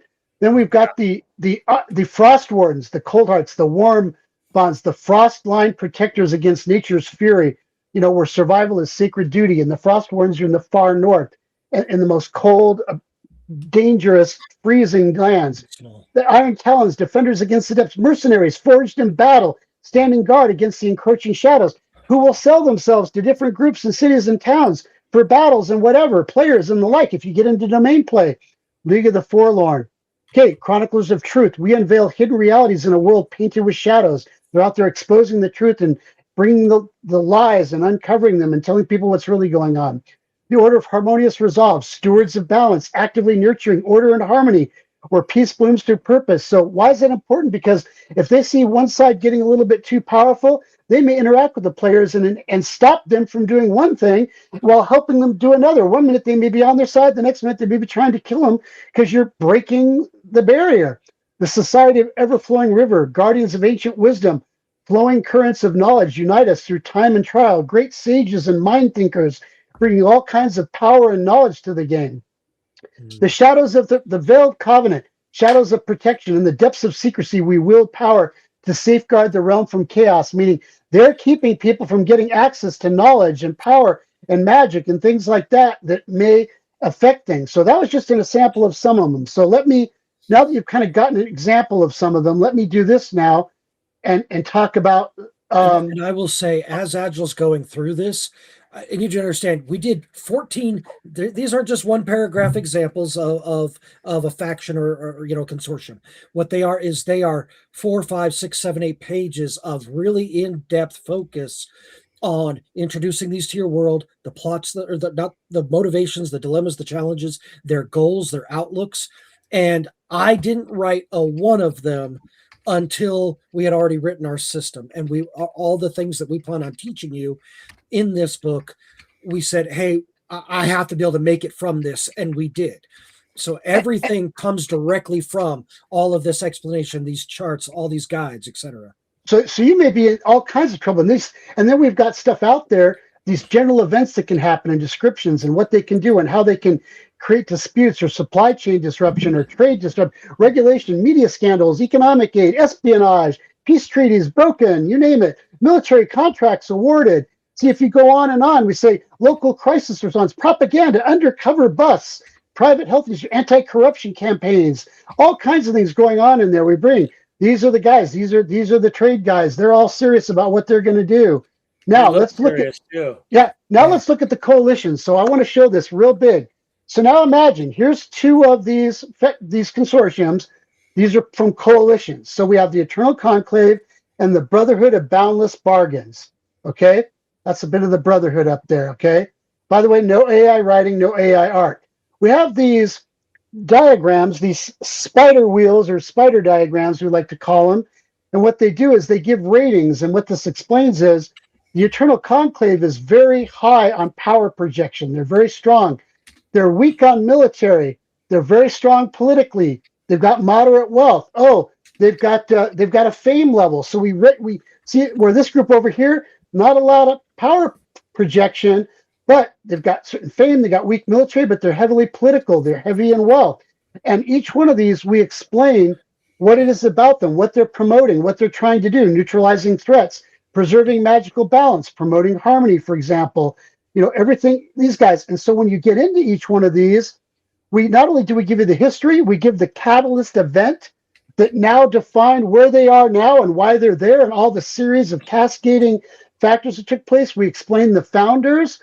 We then explain from the founders their background, what they did, what they do, like here, you can see, look at these 3 different sage-like wizards looking at the map of Zendria and looking at the world as they try to control the future.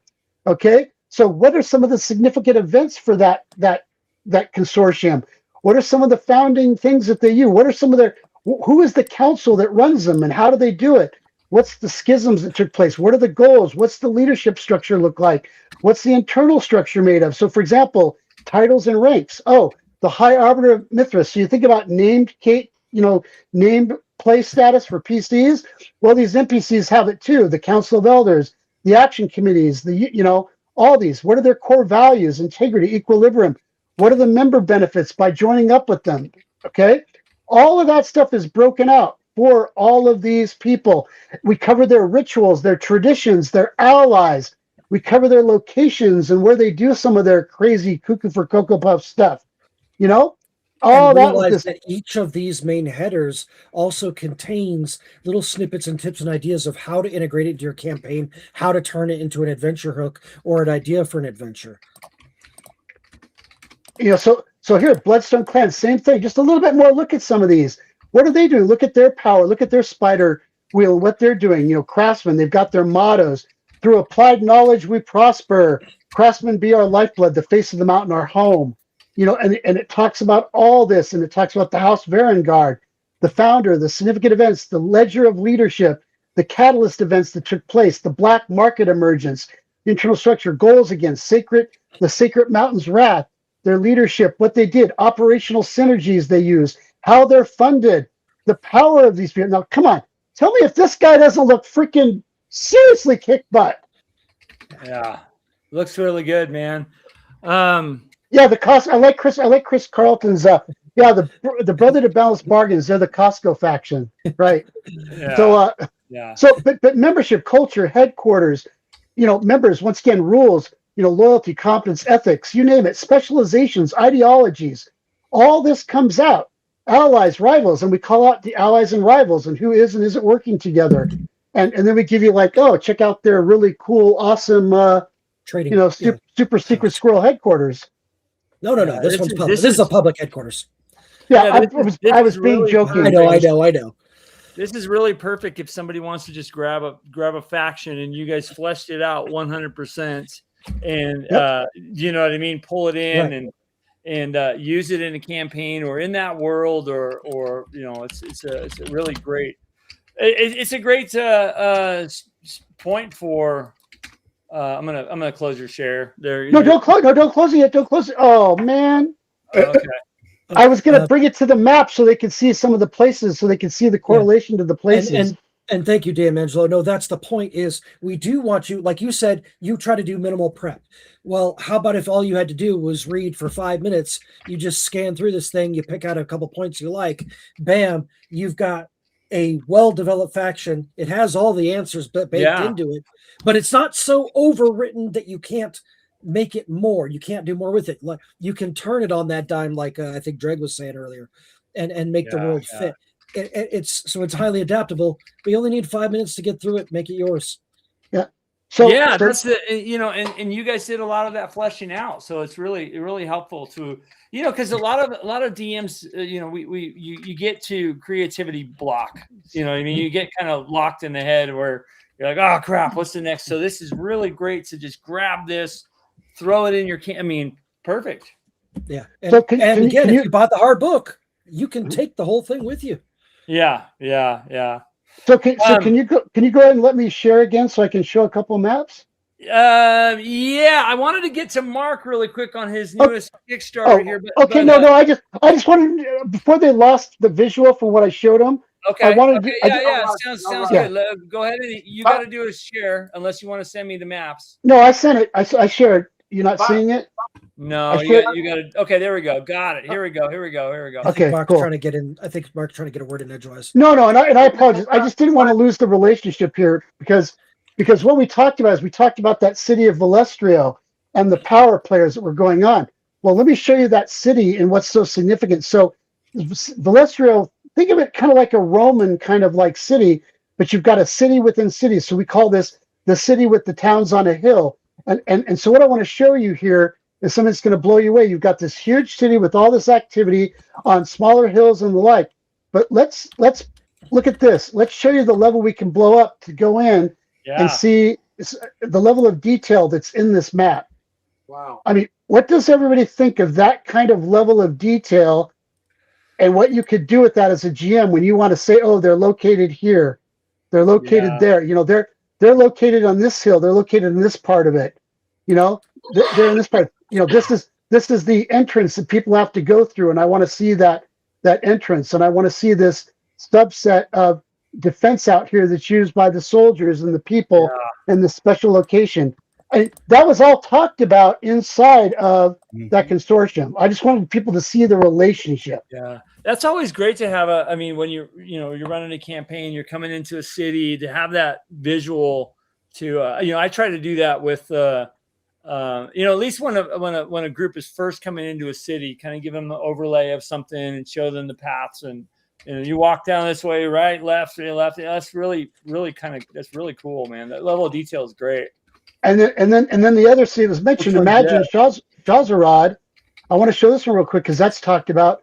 Imagine a place like this where it's a similar kind of Venice type town. You've got all these ships and stuff coming out on water and going out into the world, but also the inner workings with you can travel in between and move. And then you look at the detail of this and you realize, wow, look at some of the special places and some of the noble places in there. Look at all the boats and ships and the crossings and everything out there and the level of detail you're getting with that. I mean, all that. I mean, and then the towns with the farmlands we got plenty of maps, but I just wanted to take time to show you the connection because that's where these powerful people are and these things are. They're sitting in real live, living, breathing places. Yeah. So sorry. So anyway, I'll stop now, Angelo. No, that's good. That's good. Let me. You stop the share. Okay. Yeah. I did, yeah. Did you guys do those maps too, or is that? Did you have somebody on your team? No. See, I did. Me and my map. Me and one of my two longtime friend map guys did them. This one was done by. These maps were done He doesn't like me giving his real name, but he goes by Pina, not his, but Yeah. let me explain. So Union Simpson, there's 30 maps, folks, and there's 5 versions of each map because we show different time and lighting and versions of the maps to show different times of year coloration. So there's 150 of these maps you get, all at that 8K. It takes 2 to 3 weeks to do each one of those maps. Constant work. So imagine all of those maps. We spent the last 2 years building those maps together. Wow. Yeah. So how large is that digitally wise? How large is that one the second the first one you showed that you They're 8K resolution, and then what they do is they're measuring leagues. So there's a distance measurement on it too to give you the timing. Because for those of you who know, the most common term in medieval society and even in D&D and early D&D and Arneson and Gygax and many others, it went all the way out to people like Perrin and Greg Stafford with all the different famous game designers, was a league. And the concept of the league was a league is technically 3 something, but what you do is one league technically acts as 3 miles. Okay. So most papers rounded it down to say, okay, one league is 3 miles. So that's how you do your distance and travel. Yeah. So, yep. And we do a detailed breakdown of that so that, so in the case of the maps, you see them as, X number of limited league in this case. So when you look at the measurements and you look at the scale that shows up on each map, it'll say 0.1/10 of a league, 1/20th of a league, 1/30th of a league, half a league, right? So you can get an idea of how much distance that is in the waterways and towns.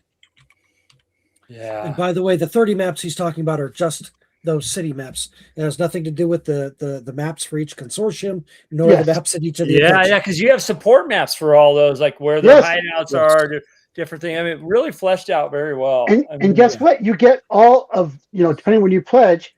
Think about this. Imagine having that many maps and having all the variations and what you could do with that. Because guess what? If you wanted to, you could take those maps and drop it in your own world and say that's that city, and then take all the content and stuff we've created and just put it in your own world. You don't have to use this world. That's the other thing we wanted to make sure you could do. So you could put the factions in your world. You could put the city or town in your world and then just pull the data in it, because each city and town is written up with plot arcs, subplot arcs, and information relevant to can spur adventures for you. Yeah. Yeah. Very cool. I'm overwhelming you. Sorry about that. No, you're not. You're not. You're beyond overwhelming me. That's all right. I love you anyways. Oh, that no, hurt. I know Ow. it's exciting, man. It's exciting. I backed your. I'm just passionate because the work most of us did, and we're looking forward to getting. And one thing I was going to say too is you guys were. And you guys, thanks you guys for the super chats that are coming in. Totally appreciate it, you guys. You made a decision kind of recently, right, to do a digital level, and we extended. I'm a physical book person, so. And I don't know if you guys wanted to kind of talk. Yeah. Actually, what we did is we had an original digital level. There was basically the 2 digital books, but you didn't get all the extra stuff, because the truth is the people who are investing in the books and putting their money out there and giving were like, no, you're going to get everything, and you're going to get this special open content license too. But what we did is, after hearing from a lot of people who've been burned in Kickstarters because of tariffs, taxes, now the EU just opened a new tax on books, so they're charging an extra tax. So, and that extra tax on those books means that they got to pay even more money than they've got their VAT taxes, all that. So what happened is they said, look, we're just nervous. And so what we did is we created an extended digital tier so that they could get more items digitally, because obviously we want to get the books out there because we wanted to make sure that whether it was Europe, the UK, Australia, New Zealand, wherever in the world, we wanted to make it as inclusive and as opening for everybody as possible. We don't want people saying, well, I'm afraid to pledge because, the last time I did, it happened to me. I told Michael, I said, Michael, let me share this receipt with you. And so I did it, and I'll share it again. I said, I just got one of my Kickstarters in from Germany that I wanted, and this is no joke. For what cost me 110 euros, I had to pay 60 euros to get them. Wow. Okay. Okay. but did he explain what he paid the 60 euros for? Yep, it was literally one book. Okay. No. And- Okay. No. Oh. I'm sorry. That was an awkwardly placed question, and I should have been more detailed. Did he pay that all in duties? Because I doubt it. Did he pay a broker part of that in order? It was a combination of the new book tax, the VAT tax, and the tariffs that they got hit with to get it here. So they charged it all to me. Okay, but they don't charge a VAT tax when it's being sent here. No. Only charged when it's coming into Germany. No, but this is what I'm saying. They created this. It's this new thing they're doing, Chris. I've read about it in the news too. I was a customs broker. Trust me. But they created a new tax now. So if you go out, you get to charge now too. It's a new tax though. That's not a VAT. Yeah, it is. No, it's not a VAT tax. No, I'm saying they've got VAT taxes. They've got tariffs, and they got an export tax. All countries do this. Yeah. And the gamers out there who are really upset by it, yep, did not vote for those people. Right. Yeah. Place. I mean, it's really quite that simple. Yeah. So what it was the tariff, and then the export tax and the shipping costs. Yes. Okay. Well, the shipping costs you're never going to get away from unless right. Which of course you're not. But the point is, people are like, well, wait a minute, that it cost me that much for one book. Wait, hold on. I want to be able to get this product, but I don't want to get that. If I can't afford to pay all that, how am I supposed to get the product? Let me give you what I like to think of as being a somewhat innovative solution. And I say it in those terms because I can tend towards the arrogant on occasion. And so let's admit that up front. Okay. But I'm going to try and blow your mind here. You ready? What you do is you set up with somebody like Asdevium in London. We know that all of your British backers get fulfilled through Asdevium so that it gets printed in Britain for British customers. But guess less what, cost Chris? for shipping, less cost for VAT and taxes, the whole 9 yards. But Chris, hold on. 10,000. No. Let me take it. No, let me take a time out. Hold on. Yeah. Our company's whole thing is we're a veteran-owned company. Right. All our partners are veteran-owned companies. We're made in the USA, printed in the USA. All of our policies say we make it here. I talked to those other people, and right now, for the size of our business, what they wanted to do it, and Don Samora, who's very good at this, helped me. We said no, it's not worth it. So what we did is we said, okay. You cannot fault a British person for wanting his copy to be made in Britain. Oh yeah, we looked at the Netherlands. Yeah, anybody should feel anything but pride that you're making it here in the United States. We looked at the Netherlands. We looked at all this, and then we finally came back and said, you know what? We're sticking with this until we can find a better option that's affordable, because we're just we're a small entity. Sure, we're disabled veterans, small entity, and we're making hardcovers and soft covers, and so we said until we get our base set up and we start to grow, and that's where I trusted my Trollord Games connections. I trusted 2 of my printer companies. I trusted Don Samora because and I trusted my best. Love Don. I love Steve. They don't know. They don't. And I trusted my long time friend in Ireland and in the UK, who both said this is what it will cost, and I said we can't afford that. Yeah, right. Because here's the problem: I can't afford to do it for 10 people. You see what I'm saying? Right, which is why you have somebody over there do it for those 10 people, so that they don't wind up spending $100 for a $40 book. Right. Yep. And you don't worry that those 10 books weren't made in the U.S. because they were made in Ireland for an Ireland person and in Britain for a British person. So I look at that as future, but I appreciate you being critical of that. It wouldn't kill the stamp that we have. Angelo. Veteran-owned, correct. Made in the USA, because it was made in the USA. 100%. Well, it's where it's printed is officially where it's made in, but yes. Yeah, that's the problem. Where it's printed is where it's made in. That's correct. Yeah, that's true. So Angelo, though, to speak to, I think the heartburn that you kind of were hinting at, just so you know, that digital tier does not include the SRD vault. Okay, yeah. But you guys opened something up at the end there, so that Yeah, yes, we we did. did. Yeah. But Yeah. it expressly does not give the same benefits that the backers who take on that getting a physical. But they do get all the digital products to get the map. I mean, they get certain things, and then they get the adventures, and they get the Troll Lord games digital stuff too, which is great because we can get more games out there to more people easier. So, which of course Troll Lord loves because they're happy to see more people overseas, pick up Troll Lord Castles and Crusades. So it'd be great if more people picked up. One last thing before I let this rest, and I will, I promise. Yeah. People that are getting your digital copy can actually get back charged VAT.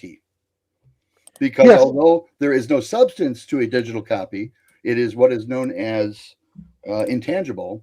It has a value. Yep. And Britain and Ireland can go to those individuals and say, you owe us value-added tax on the value of your goods. Yes, they can. And we absolutely. Matter of fact, and what's ironic is Ireland is more notorious for doing it than the UK is. Well, and as long as you're warning them that can happen, yes, exactly. Yep. Yeah. Yep. Yeah, we made that, and that's why we say, look, here's what we're covering, here's what we're doing, because even on our shipping charges, we're eating some of the costs because we're trying to give them reasonable shipping charges. Sure. But we aren't going to eat that, and I've experienced that before too. Because I spent years living abroad overseas, so doing that. None of us needs to get fabulously wealthy from this, but we do need to make enough money that we can get up tomorrow and do it again. Yeah, exactly. That's right. Yep, exactly.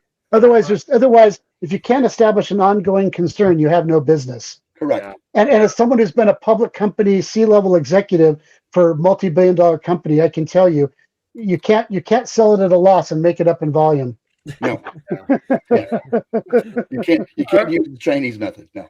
All right, you guys. I'm gonna let's switch gears here real quick. Real quick. I do want to acknowledge that we hit the super chat goal for tonight, and I said I was gonna do a Kickstarter. The Kickstarter. Oh my God, a drawing Kickstarter for B1. No, a drawing for this B1 copy I have. And by the way, I have both of these, and I'll give this one away. I have a few of those, including that mushroom. This is from and Dreg I think said it before in this is not a print on demand from drive-through. This was in the anniversary edition, the box set, I think is what it was. Okay, cool.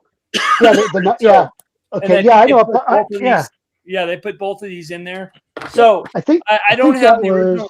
I don't have the full box. I just have these two right here. So I want to give this away tonight for as a thanks you guys for hitting that goal. Let me ask this. I'm trying to think. I'm going to ask this. I think Chris is right. I think it was 19. I'm looking at the thing. It was 1990. Yeah, 1991. Right in there. Yeah. And it has the ISBN on it too, which I could probably scan it and find exactly. Well, there's probably a print date on the credits page, like first page in. There's not. It just says 1979. Oh, okay. Yeah, but then it also has a piece in here that says from CPSIA information can be obtained. I don't know, which is not from the original. Right. Yeah. Right. Correct. I have the original. So yeah, that's. Yeah, I do too, and which obviously didn't have. It wasn't. It didn't have the maps.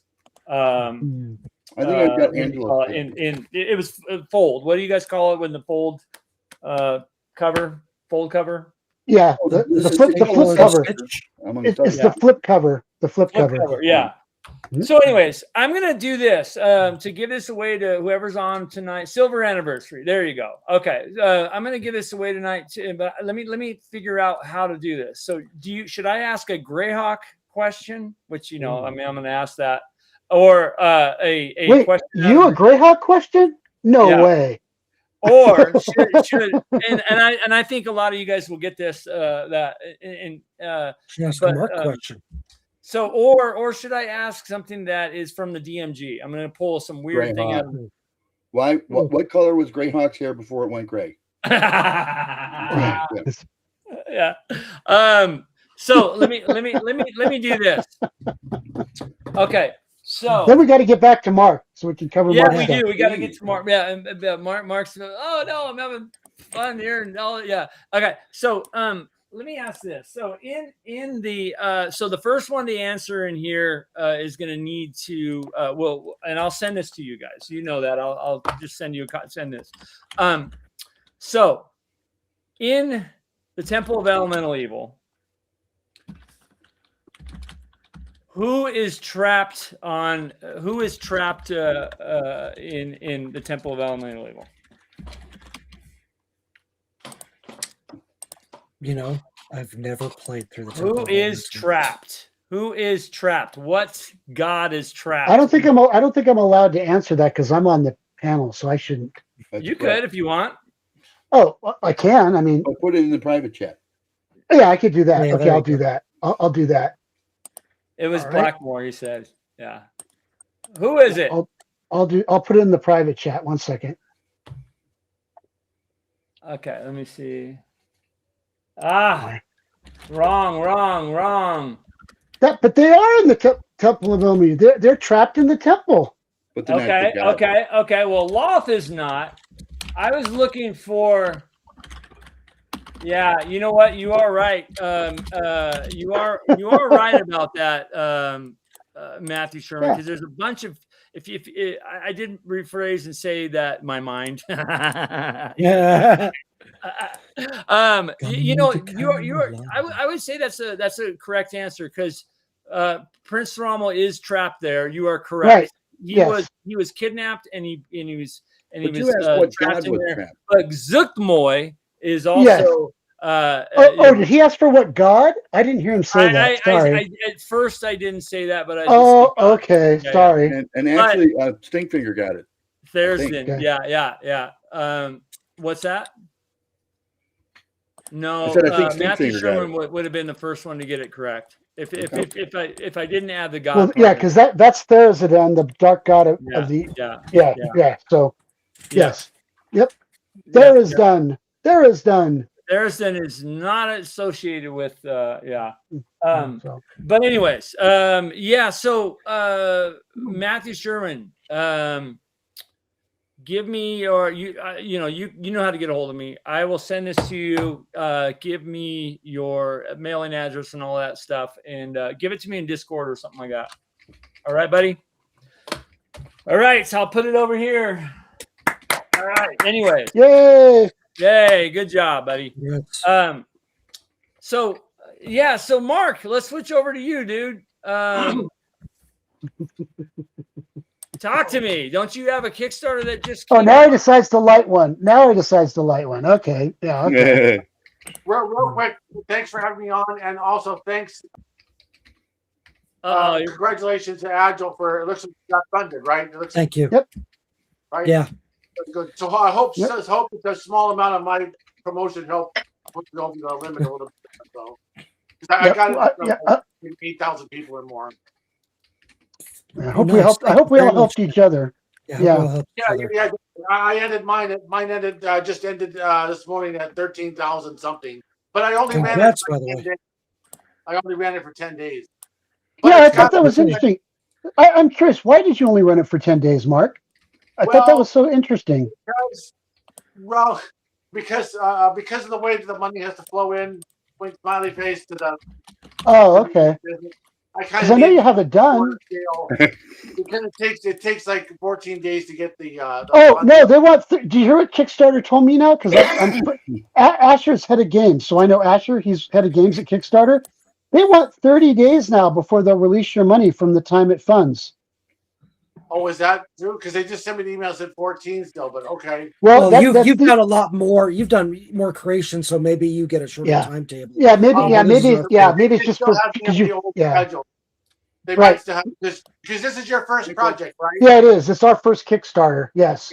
Oh, by the way, how did it go over when you told the team whatever? Oh, by the way, I did this project update thing, whatever, a project share. Oh yeah. Well, you can ask Michael. He went ahead and said it. Yeah, we had a talk. But it's a common procedure. You know what I mean on the projects. That's how they get to like 100K and all that stuff. You just share projects with other creators that have about the same number of backers as you or more. So yeah, I have learned a lot of interesting lessons, but I switched from calf to special decaf. Right. Because I started doing that with Gygax that contacted me on Village on the Right. Border Oh, to do a nice. share. Then I started doing project shares with Yeah, everybody. there's so much to learn about this stuff. We still are barely.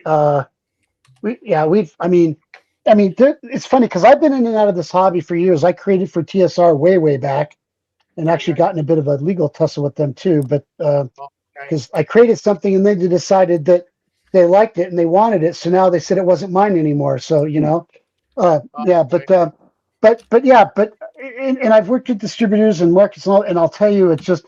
But the Kickstarter stuff, the crowdfunding, I've helped, like I said, 400, hundreds, about 500 total now. Unlike you've supported like 823, Mark.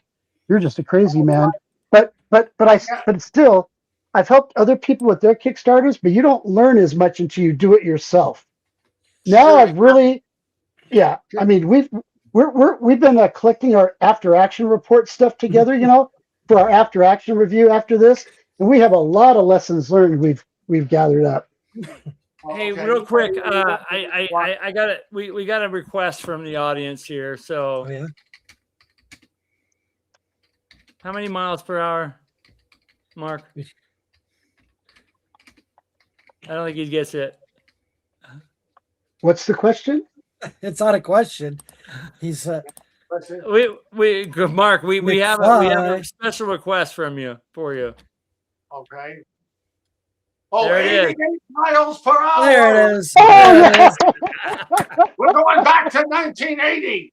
We're going to be Gygax, and we're going to assist him on the Temple of Elemental Evil. Then we need to go back. But I told him we need to go back a little further. Forward a little further from then and help him with that Temple of Thara's done. It needs a little work, right? I remember when I picked that up when I was a kid, I was like, what the heck? It was so different than a normal module. See, the problem was when you use one artist to do all the artwork, it can sometimes, look a little different than a traditional, old school module and have a variety of artists. You know what I mean? Yeah. It gives it more of a different feeling, you know what I mean, than the traditional module. But anyway. Well, the one that Kickstarter stuff. So real quick, not to break my arm patting myself on the back, but I will. Ow! I've got it down to a science now. I could literally put together an entire Kickstarter in like 3 days. So the Kickstarter you just saw, wow! I literally put that together in like 3 days. So, anyways, because I pretty much use the same format for every one. It's just another book usually, so I pretty much can just use the same kind of structure. But anyways. So what's the current status on the one is it live now or is it just closed? Mine? Yeah, because I know you had one that closed, right? But don't you have something else coming up? Oh, okay. So no, the new one, Arrow Otis cover one, just closed this morning, but it's still taking late pledges now. Right. So that's a great thing, by the way, to have active, so that because in the old days they didn't have that. Once your Kickstarter ended, that was the end, and you had to send a hyperlink from their website over to like your website and have your website personally structured to be able to take pre-orders. You know what I mean? After the fact. Now Kickstarter has a thing called late pledges that allows people to still keep pledging for your project, even though it's officially closed, for the next like month or so afterwards until you actually fulfill it. So you could it makes it you can take extra orders. It makes it better than trying to do that direct link thing, because you get more directly through Kickstarter that way. And they also have a new thing called pay a pledge over time that allows you, if your level you're buying into is over $120, you can pay it in 3 months. So 1 month, 2 months, 3 months, and then pay it off. So it makes more backers to your project. Yeah, we did that too. We had to pay. Yeah, we did that pay over time. Good. Because what happens is, right. Okay. So what's going to happen is the way it works is because normally when Kickstarter ends, for me it's 2 weeks, and then I get the money deposited in my business bank account. Okay, and then you go on, of course, to make your product. So what happens is with the pledge over time, suddenly what will happen is every week after you get that initial bulk of money, every week after that you'll get another deposit from Kickstarter suddenly that's that pledge over time money coming in, or the late pledges coming in. So it creates a structure where you not only get that initial bulk of the first amount of money, then suddenly over time you'll start getting more of the remaining amounts of money coming in over the next few weeks or whatever. So Nice. in addition to the new pledges, so like I said, in addition to new people, it's a great way to really have more money flowing into the business rather than just end. You know what I mean? Right. Is that the one that just closes, the Voyage of the Forbidden Zone, right? Yeah. I'm gonna put that link in the chat for everyone to see too. Here, let me see. Forbidden Zone and the Chaos, the Caverns of Chaotic Ones, right? Yeah, the Caverns of Chaotic Ones, which is Yeah, the that's play off one that the old just- Caves of Chaos thing. And that's an Earl Otis cover too, right? You said? Yeah, for the Voyage of the Forbidden Zone, that's Earl Otis cover. So what we did was, I told them, I said, just go ahead, whatever creatively you want to do, you want to make it, and I'll write the module around whatever you make. So we did it on the other one in 2024 as well. It's called Fantastic Quest, the whimsical one. Yeah. So on this, we did the same thing. And he's working on a third cover for me that will be ready at the end of this year for next year. So, Nice. yeah, that's awesome. You're all stacked and lined up. Nice. What's You're all stacked and lined up. Very nice. Yeah. We're going to do the same thing on that third one as well. And it's a good writing exercise for me because, see, for Agile, and what you got to understand is I'm doing it full time now, so I have to release a dozen or more modules every year. So I have to kind of keep kind of sometimes I have you got to pay the bills. What's that? Oh, you got to pay the bills. I'm wrapping up one Kickstarter, but I'm launching another one, and maybe another one in between, another one, and I'm wrapping up that one. You have to have this kind of cycle going to do it, because general website sales come in every month, of course, but you make more money on the Kickstarter stuff, that part of the business, because Kickstarter gets more tentacles out there around the web that help promote your product to get more people. So in other words, if I launch a direct sale of a brand new product like this, just directly to the world on my own with my website sales versus putting on Kickstarter, you'll get three times more than you would just as a direct sale for whatever reason. So anyways. Awesome. Yeah, so it just ended. But it's going to keep taking late pledges, and now I'm wrapping up the other one right now. I'm just almost done shipping the Giants Adventures, which are these guys here. There's the Magic Adventure, the Magic stuff. Hold that bad boy up. Hold that bad boy up. I mean, Kickstarter definitely is going to offer a higher.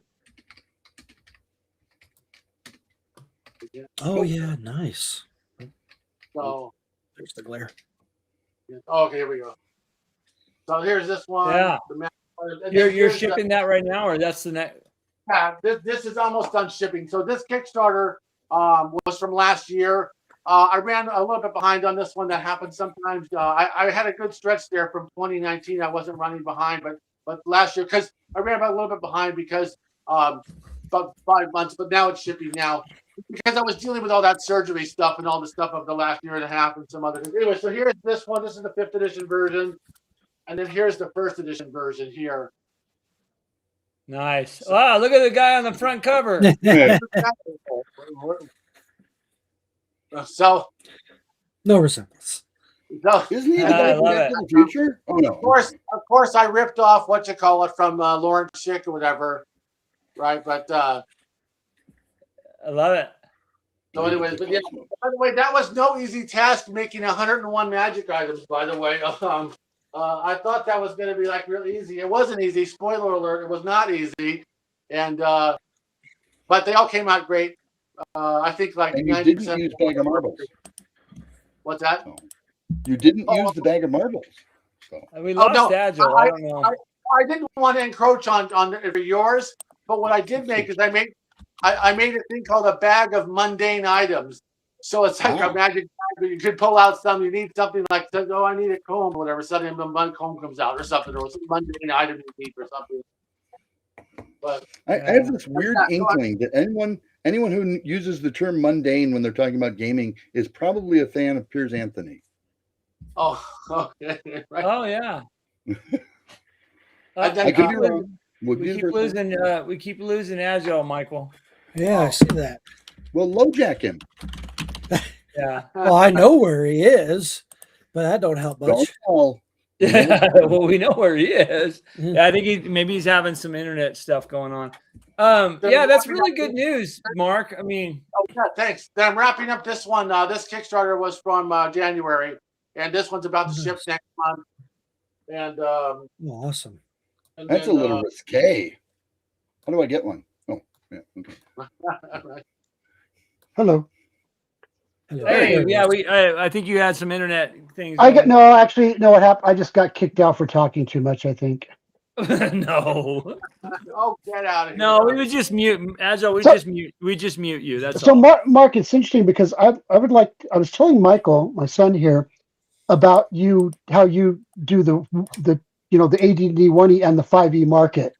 Yeah. So why don't you talk a little bit more about that? Because I was telling him that's kind of how you've had to counter to get enough business and enough, from it. I'm just curious. Give some more thoughts on that, if you would. Okay, so yes, I'll try to make it real quick. So initially, I first was doing first edition stuff because that's was my true passion all the time. Blah blah blah. So I did that for the first like 7 or 8 modules.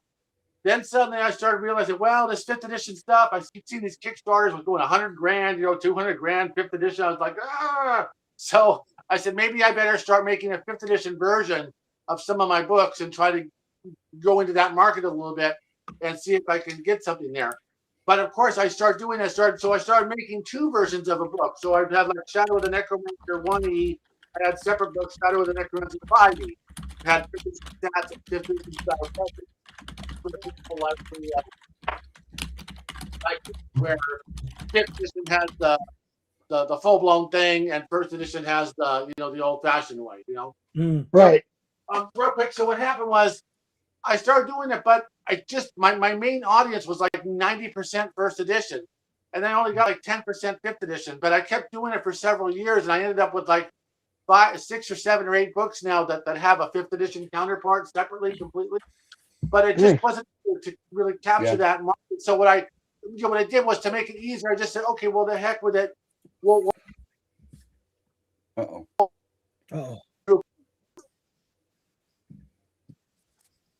first edition and 5th edition in that book. Got We it. can still, because otherwise I was going to discontinue my line of 5th edition only books and just switch to 1st edition style covers but with 5th edition stats included inside the book. And that's basically what we have here on these ones. So this book actually has both 1E and 5E stats in it. Same thing with this one. Normally they would have been separate, but going forward now, there's only going to be one style of book, which is this one. So let me ask you this question though. One thing I find interesting about the. Oh, go ahead. Sorry, Mark. So in other words, the Otis books that we just kickstarted and the Caverns one, those books will have their 1st edition, will only be 1st edition looks, but inside they'll have 1st and 5th edition stats. Okay.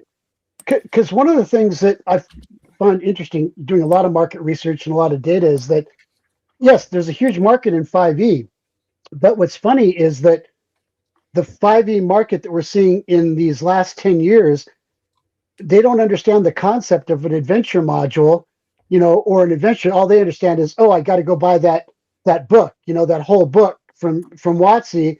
So they don't understand the power of what comes in something like what you're building. So I always, and that's why we were trying to make decisions about what we were doing. And we said, okay, we're going to make our adventures, make our modules, and we're going to make them completely usable. But then we're going to do playbooks and stat books for Shadow Dark, CNC, D&D, whatever.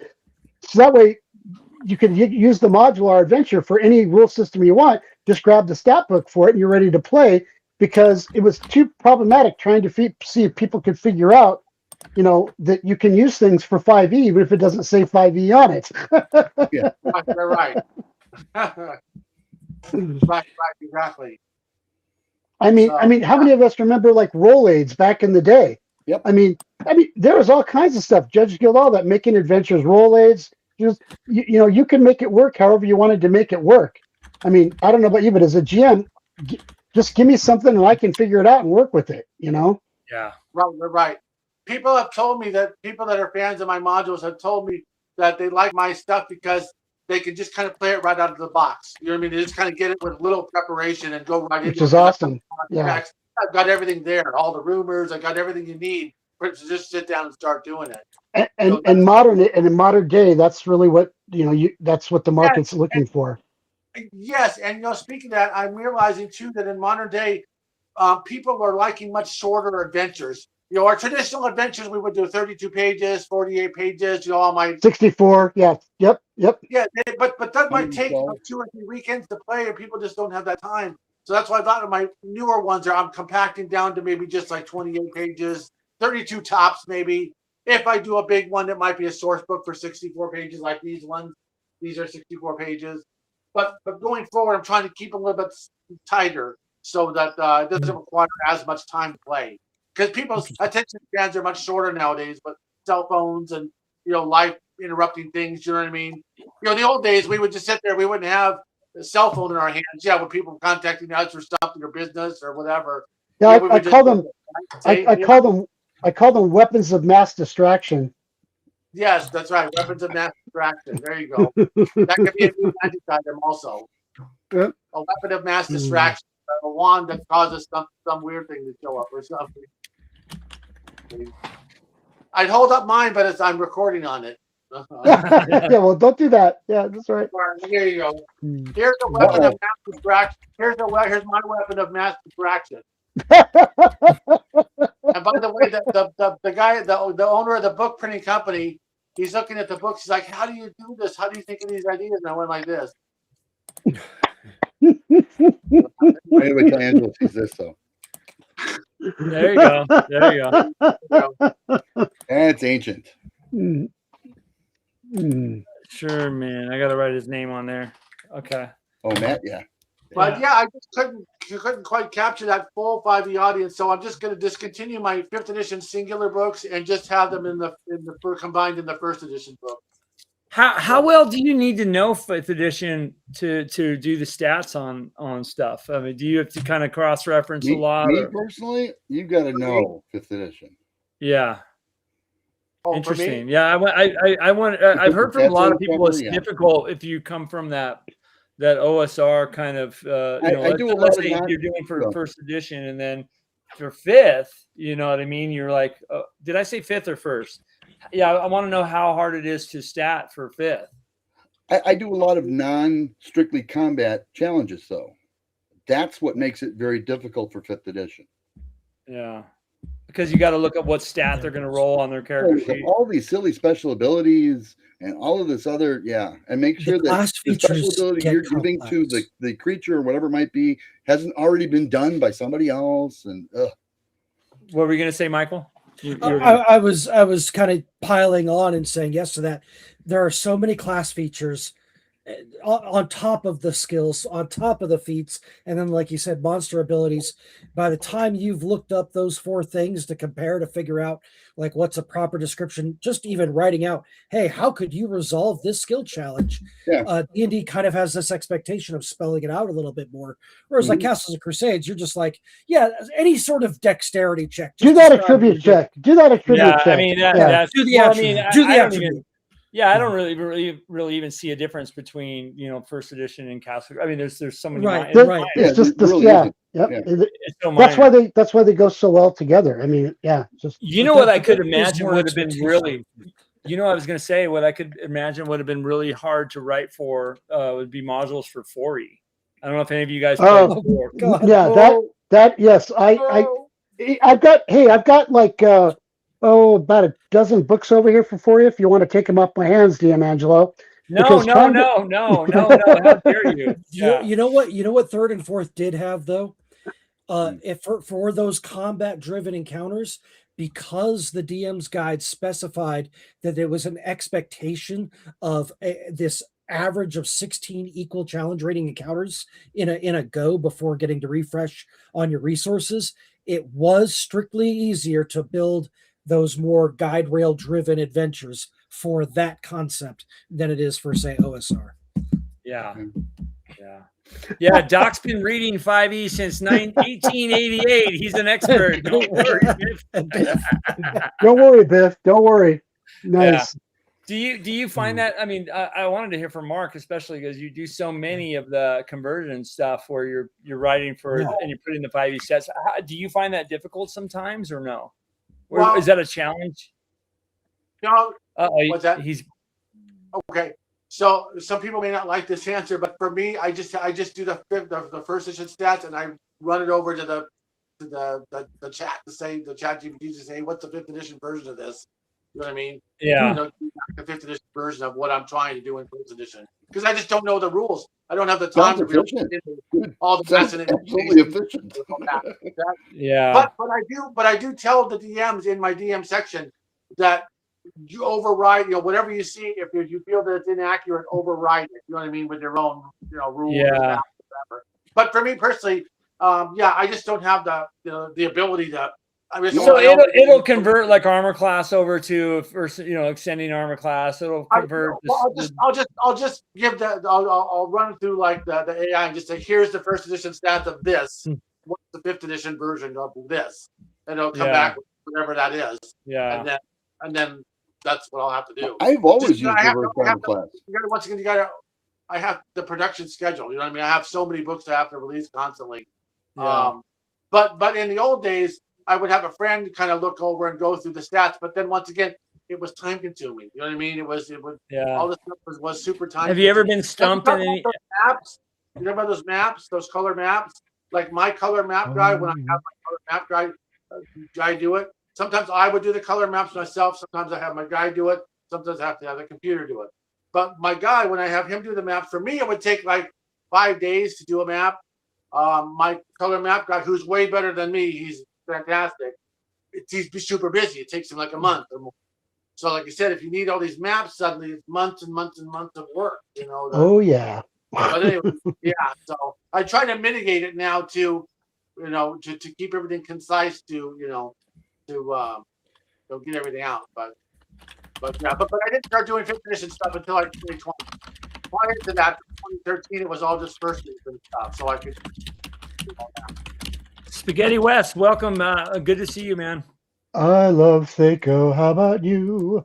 I love Thaco. I hope you do. Yeah. I'm feeling a little snubbed, Angelo. Yeah. Oh, no, Blair. Oh, no.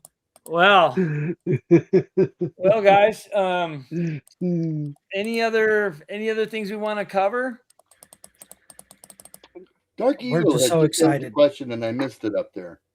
I would like to share one thought though.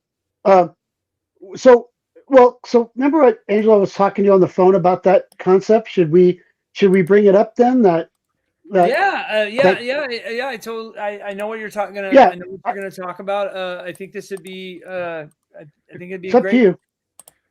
Yeah. Do it. We got time. Okay, so one of the things we've been working on in our little world of FCW, like I said, it's game masters, players, adventures, world building, health benefits, and the like. We have these different things, and one of our whole visionary aspects is how to help other people who would like a chance to be creators, create stuff, get their own stuff published, and then be able to sell it and have their name on it. Is one of our visions. That's what we do. We run a collaboration site where we do formal project management, all that. We do it with our stuff we create for Troll Lords, all that. We're very organized in that sense. Well, what we wanted to do is that's part of our vision. So one of the surprises we had been working on for the Kickstarter, and of course we were really concerned about, well, let's get it funded first before we announce it, is we have this thing where we were going to launch here, and hopefully we're going to do it now. So it's this is a first heard surprise. We're going to be putting out a thing called the Ultimate Creators Bundle. And what the Ultimate Creators Bundle is, and let me explain this, because anyone who's created is going to know how awesome this is, because Mark, Chris, all that have created before knows what it costs, knows what it takes. So what we're saying is if you want to be a creator, here's what we're going to do. FCW is going to offer 2 or 3 but won't be more than 3 options to come in and pledge for the Ultimate Creators Bundle. Now, when you do that, here's what happens. Not only do you get all of the stuff in the Kickstarter, the books, everything, all that, like you did, and you get the adventures, all the great stuff, the Troll Lord stuff, all that, but it means that we are going to work with you, and we have a formal process and workflow for it. We're going to take your idea, your concepts, and we're going to work with you, and we're going to collaborate with you, and we're going to help you build a full-blown adventure module. And here's the thing: we're going to do the artwork, we're going to do all the map, everything for it. We're going to create a full-blown adventure module that will have your name on it. It will show published, by us, but it'll have your name on it. You will own it, and you will be able to sell it and own it and keep it all for yourself for however you wish. You can throw it on drive-through, throw whatever you want. You will literally be the owner of that. Now, the average module takes $5,000 to $15,000 to create if you buy artwork and do all that stuff. I mean, anyone who knows that. So basically, we're going to have a pledge out there for, I think, $1,850. Is that right, Michael? Yes. So $1,850, and from that, we've got a whole schedule, a whole plan, and we're going to work with you and take you through all the phases. And what we're going to, and what I mean by that, and why this is such a big deal to us, is because let me explain what's going to happen. I mean, you're going to be the author. You're going to own it. It's all going to be yours. And so, what that's going to do is we're going to go through this collaboration where we're going to take you through kickoff, discovery, 1 to 2 weeks. We're going to take you through concept and outline. We're going to take you writing the first drafts, and we're going to do all this work for you. With your ideas, we're going to do it for you. We're going to provide all the feedback content. We're going to do phase professional polish. We're going to do art direction, production work with you, publishing and delivery, that whole thing. And then you're going to receive full ownership and all the commercial rights to the finished adventure. That's awesome. Oh, wow. Wow, that's awesome. And, go on the side. I'm working on nothing like on that level of it. I'm just working on the side on like a book on how to publish adventures, blah blah blah blah blah. So, but that's great too. With all that. So what will happen is we'll have it posted on the site, and then there'll be a couple documents you'll be able to download, and the documents will be an outline of the concept and how it works. Meaning you'll see a whole level, kind of a project scope and a whole plan of the different phases, what gets done in those phases, and then you'll also see a document of what's really included. So the whole point of this is we want to help creators create. We want to help get people published and give them a start. Interesting. So when they publish through you that way, does it have your logo on it too? Is that part of the thing where you're just kind of promoting your brand? So here's what it says. It just says, it'll just give some attribution that we helped them, in there as part of the publishing arm of it. But we're going to leave everything, their name on it, everything like that, so they can feel like, hey, it's mine. Yes, definitely. Well, one thing, are you going to oversee like editing and stuff? Like sometimes yes. Because like, for example, we have, I don't think you know this, Mark, but we have one of the leading editors in the TTRPG industry that her full-time job is editing TTRPGs for Paizo, WotC, all those people. She's our editor too. And so we have we're gonna let them go through the entire process, use all of our resources to do this. Okay, wow. Interesting. We're gonna provide artwork and everything for it. Okay, wow. So we plan on so if all goes well, we got to finish some documents up because we had a little bit of a family emergency and something happened with one of my wife's kids, and so that threw us off a day. But hopefully we'll have it out tomorrow and published. We wanted to do it as a kind of a closing act to the whole Kickstarter, so when we go into the last few days of it, that could be one of the cool things we do, which means now we'll have met every one of the things we promised to do as a company, from building, creating, giving our open license where anyone can take our content and build it for themselves and make money with it on our open content license. We give all that away, and now we're going to actually help you build and do something. And then here's the thing: if we sell the module for you, much like what do you call it? The drive-through would do. Like, say you put it up on drive-through and sell it as a PDF. They take a percentage. Well, if we sell it on our site, we take the small sum. But the bottom line is it's your money. You can just take it and go sell it wherever you want. We don't care. But if you want us to promote it, we'll also do that for you too. Because what we want to do is open the door for new creators. Yes. Yes, and so then once it's all done, they get the PDF file, and then they can do They actually get the full actual design file too. Oh, okay. So like an InDesign or something. Well, Yep. They get, in this case for adventures, we do InDesign and we do Affinity. For adventures, we do Affinity because it's easier for people.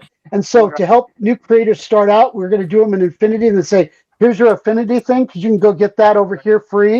Right. And so so we're going to give them the master file. They get everything. It's interesting because in the book thing I'm working on, I was going to do a similar thing where I was going to give them like InDesign template file as well. Oh yeah, interesting. I think that would definitely help people. Well, just see Doc, the great minds think alike there, dude.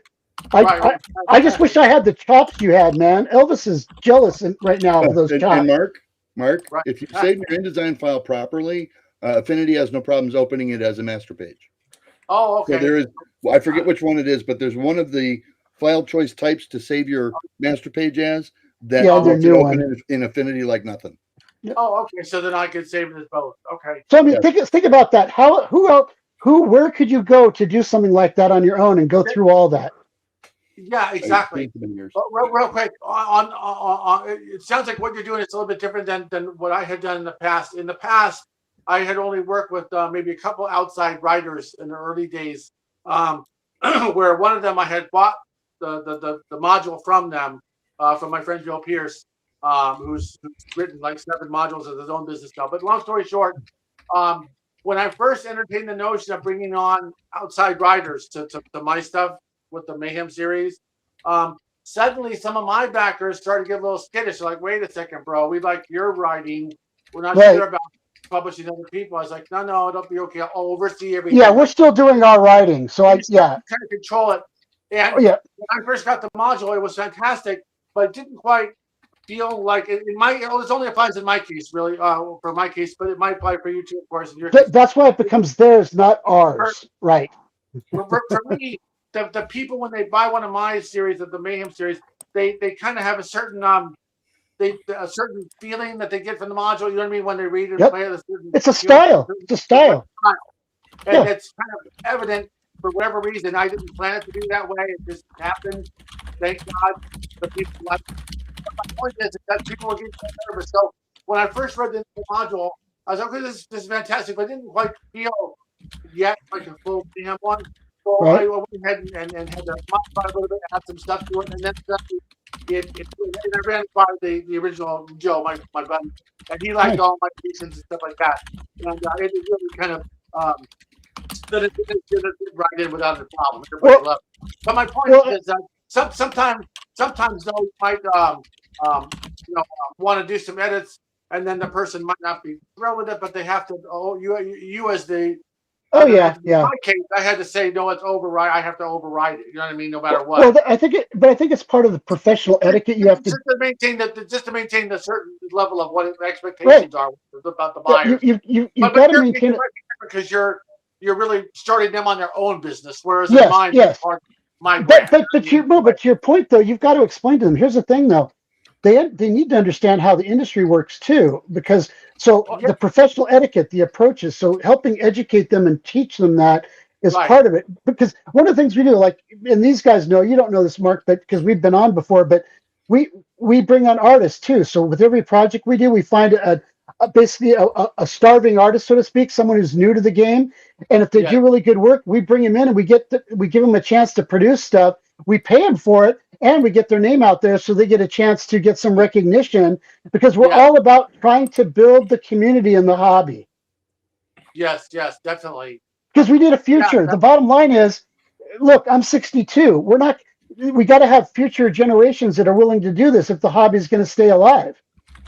Yes, a lot of people have told me that they've gotten their sons or daughters into playing D&D from my books or whatever, which I didn't expect any of that. You know what I mean? But it's a thing that it's happening. In fact, when I made the first book, I had just blindly assumed back in 2013, the only people who are going to be buying this middle-aged men from my age that played D&D in the 80s.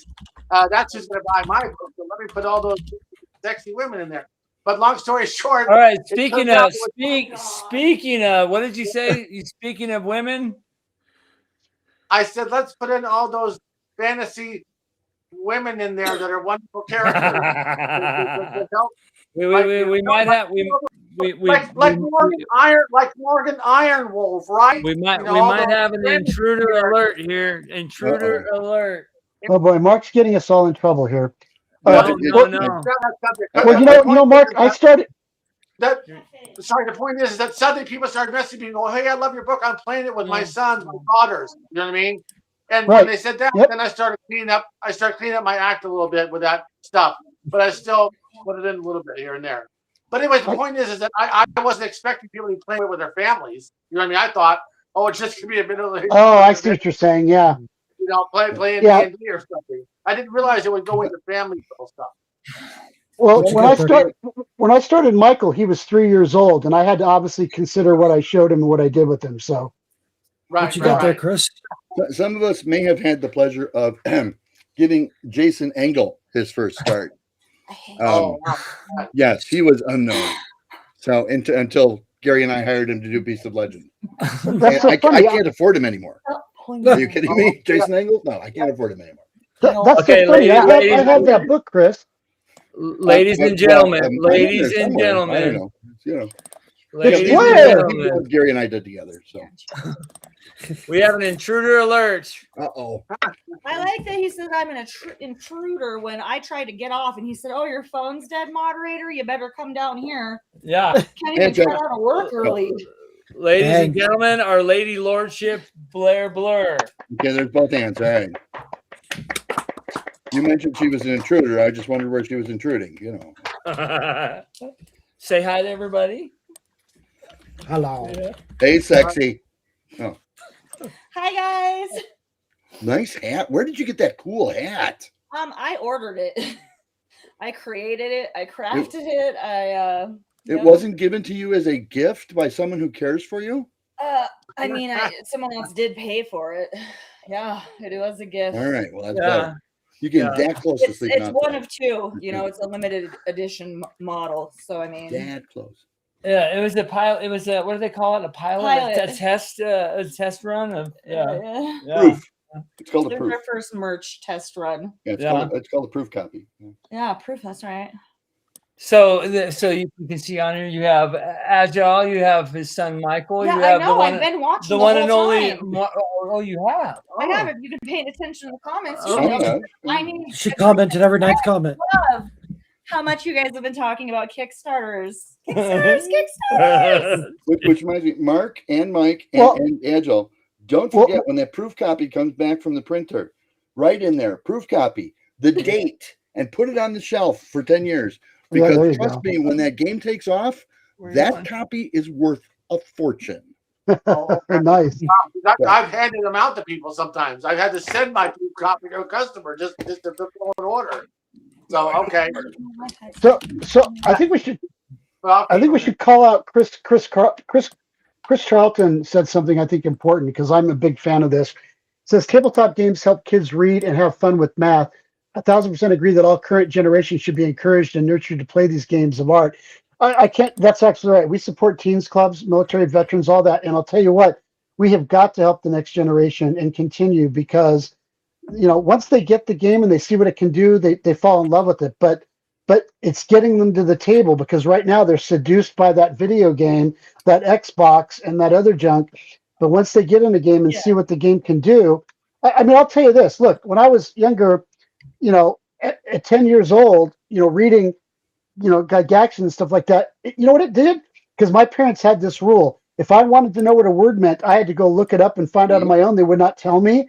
So I had a dictionary, a thesaurus, and encyclopedias available, and my job was to go learn. And thanks to Gary Gygax and Dave Arneson, I grew up to have a phenomenal vocabulary. Most of my English was learned from ttrpgs. Yep. We actually tried to get him to use simpler language, and he said no.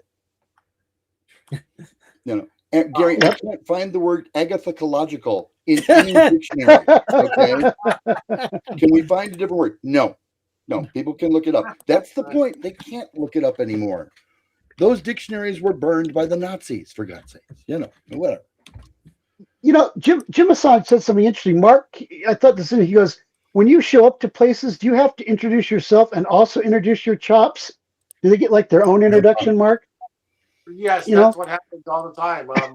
Usually, I do all the stuff to help with the movie business stuff when I do the acting. So a lot of times when I get an acting job, you get cast in some music video or movie or something. When I get to there, when you go on the set that day, you have to go through wardrobe and makeup department. So usually the hairstyle and makeup people are like, oh my god, let's just put a little hairspray on here and don't change. But sometimes in public, people will stop me and comment on them or whatever. It's weird, but it's expected when you think about it. You have a weird look. Suddenly, people are going to comment. But yeah, so people in public also will approach me and talk about it. Yeah.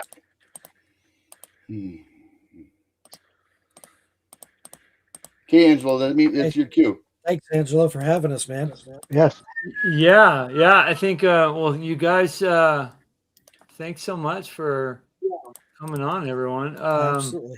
Always. So to everyone in the audience, I have a question. Everyone in the audience, that whole thing about helping create an opportunity for someone to create and get published, what does everybody think of that? Do we have a thumbs up, thumbs down? What do you think? I mean, we love feedback because we're a no ego company. Ego's the enemy. So we want to do we want to always be learning. So what do you think? Okay, that one's kind of a gimme though, Agile. That's like, okay, so who's for puppies? Okay, Chris. The one thing to keep in mind with that would be the bandwidth. I mean, you'd have to limit it probably to a certain number of people. You know what I mean? Yes, we did. Yes, we did. We are now or whatever, just because it'll eat up a lot of time. No, we spent the last kind of a super level. Yeah, we spent the last couple weeks doing a resource allocation. We're only going to do 3 max. Yeah. Okay. Yeah, 3 max. Also, real quick for Agile, real quick, because you talked about a variety of modules and stuff, which is great, and supplements. People seem to, for all of mine so far, all of my adventures, they're all individual, most of them. In other words, one of them's a swamp adventure, one of them's a dwarven adventure, one of them's a undercity adventure, one of them's a volcano adventure. There's an adventure for pretty much every thematic now, or every kind of theme that somebody could be playing. So people, they tell me they like that because they might tell me, oh, I'm running a dwarven thing, so I'm going to buy your Dwarven King adventure. I can include it. Right. Or I'm running an undead thing, so I'm going to buy the Shadow of the Necromancer module, or Archidon adventure because it's undead. So having a variety of all types of different things versus the concept of let me make sequels. Let me make sequel to it, sequel to that, sequel to that, sequel to that. People might not like sometimes the main storyline. Don't we have enough Ravenloft already? Right. Well, sometimes it might work. But what I'm saying is sometimes you might make a module that's about some storyline, and then the second one's about the same storyline. People may not resonate with them. So sometimes each one suddenly gets less and less backers. You know what I mean? Because they just don't. They like variety. Of storylines of modules. So because they might be they might be doing a swamp adventure, so they want to buy a swamp one, or they might be doing they might be needing a volcano one, or a like I said, or an undead one. So having a big variety to choose from in the long run for your catalog, you know what I mean, is always a check to buy one buys of from you. From what That's good advice, Nick. Makes sense. Awesome to hear from someone who's already done it. Thank you. Yeah, what we did is we took the 7 types of consortiums that we list, and we created an adventure for each. So it is a different thing, different thematic focus for each one for this round. And it allows the GM to integrate with it then automatically, so they've got something to kick off with right away. Sit down and go. Oh, look at that. Yeah. Good stuff. How about this? Okay, Blair wants to say something. Free shipped DM and Friends t-shirt for anyone that can bring Angelo into the loop about the binding agreement that was made earlier in the comments. Because it's so far back, I can't even access it. Binding agreement? Mm-hmm. I said talking about the bag of binding?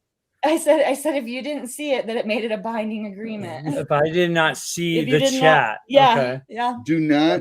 Do not eat drywall plaster, because that'll give you a binding agreement. Well, I know she did the finger heart and the party hat. I was sending some gifts. I had some. Yep, that's right. Okay, so but it was before that. So what? I'm not sure. Well, some people already said I, so we'll just wait and see who can remember remember okay. the binding okay. agreement Okay. that was made. Well, we're gonna close out here. So oh yeah, I bet you are. Somebody better say it. They gotta be quick. But she Someone said tell him that I'm not making this up.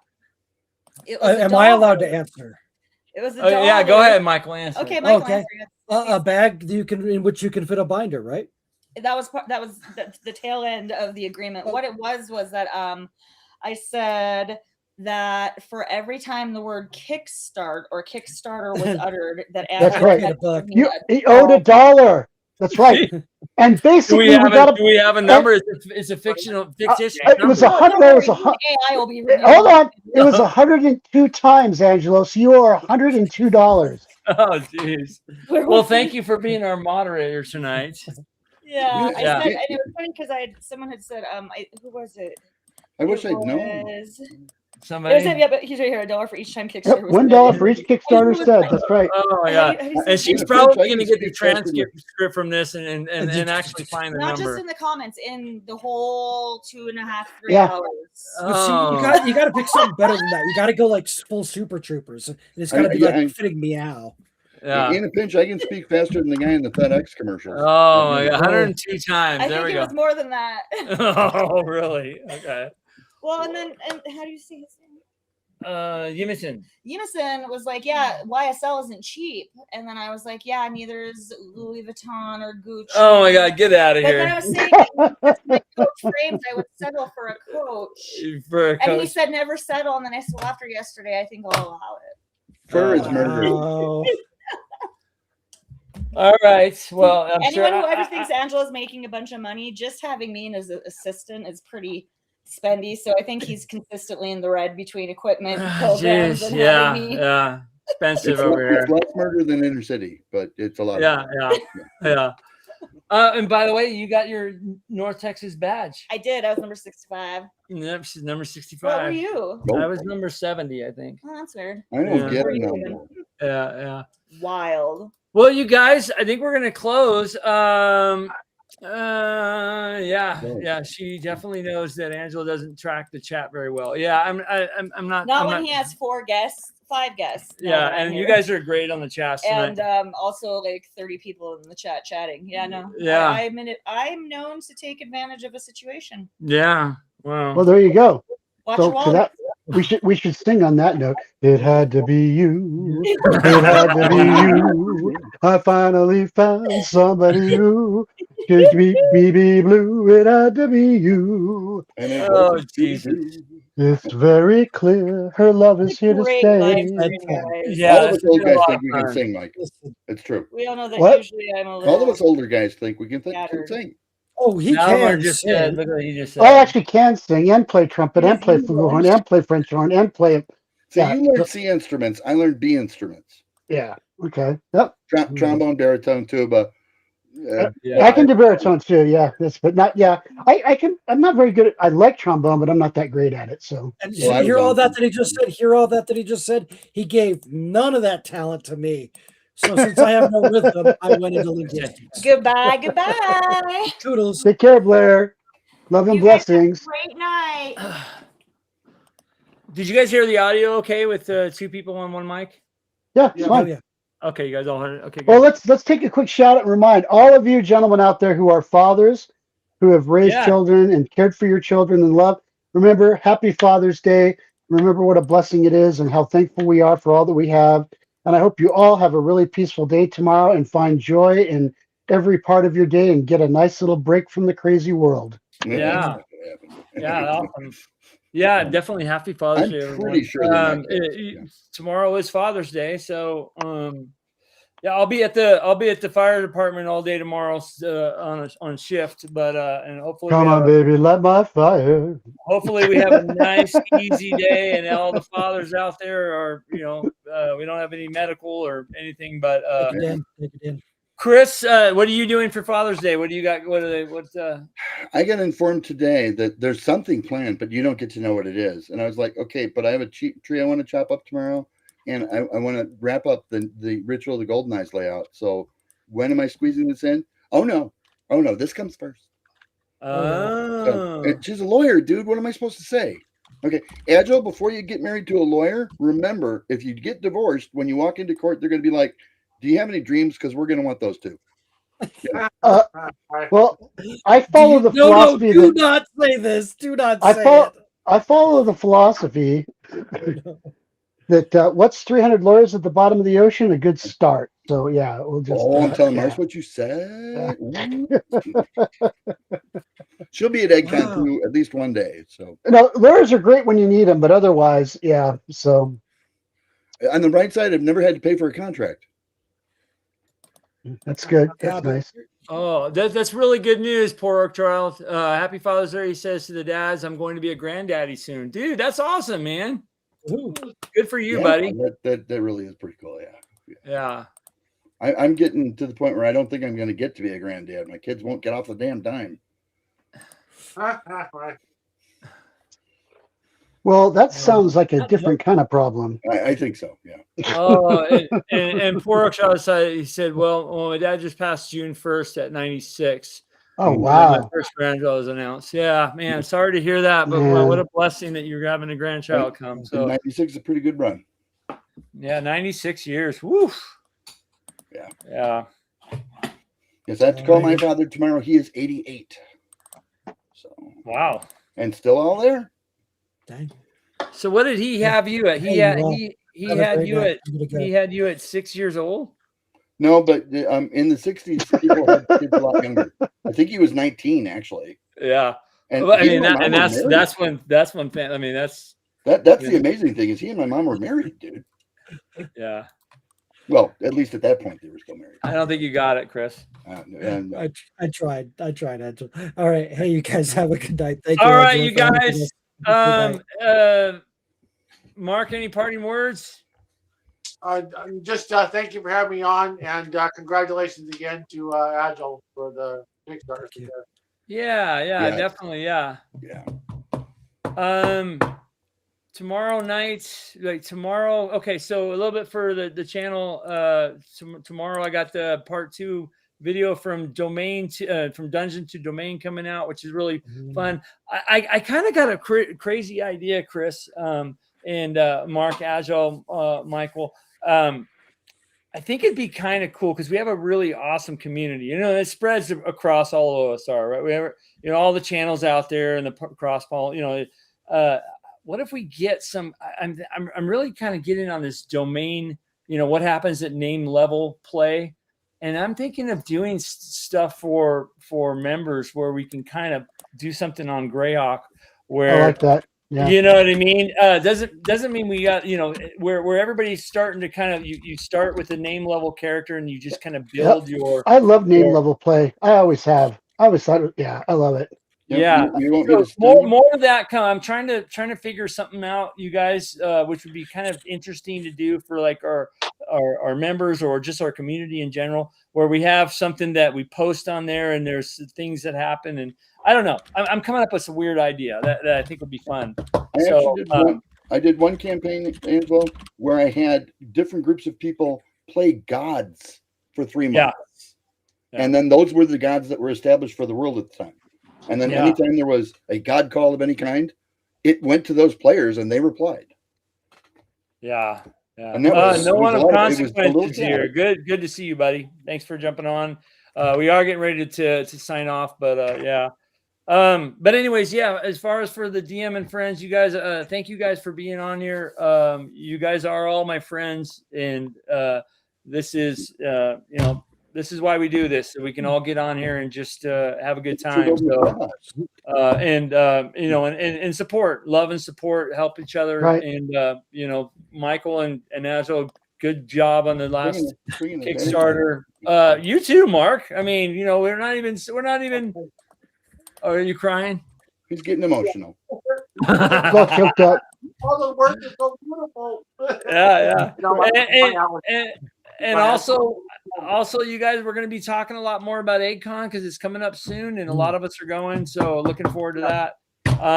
And hold on to your hats because I'll be on a thing tomorrow night that you guys will find out soon. So okay. yeah, Fun stuff happening on Sunday nights. All right, you guys, we're going to get out of here.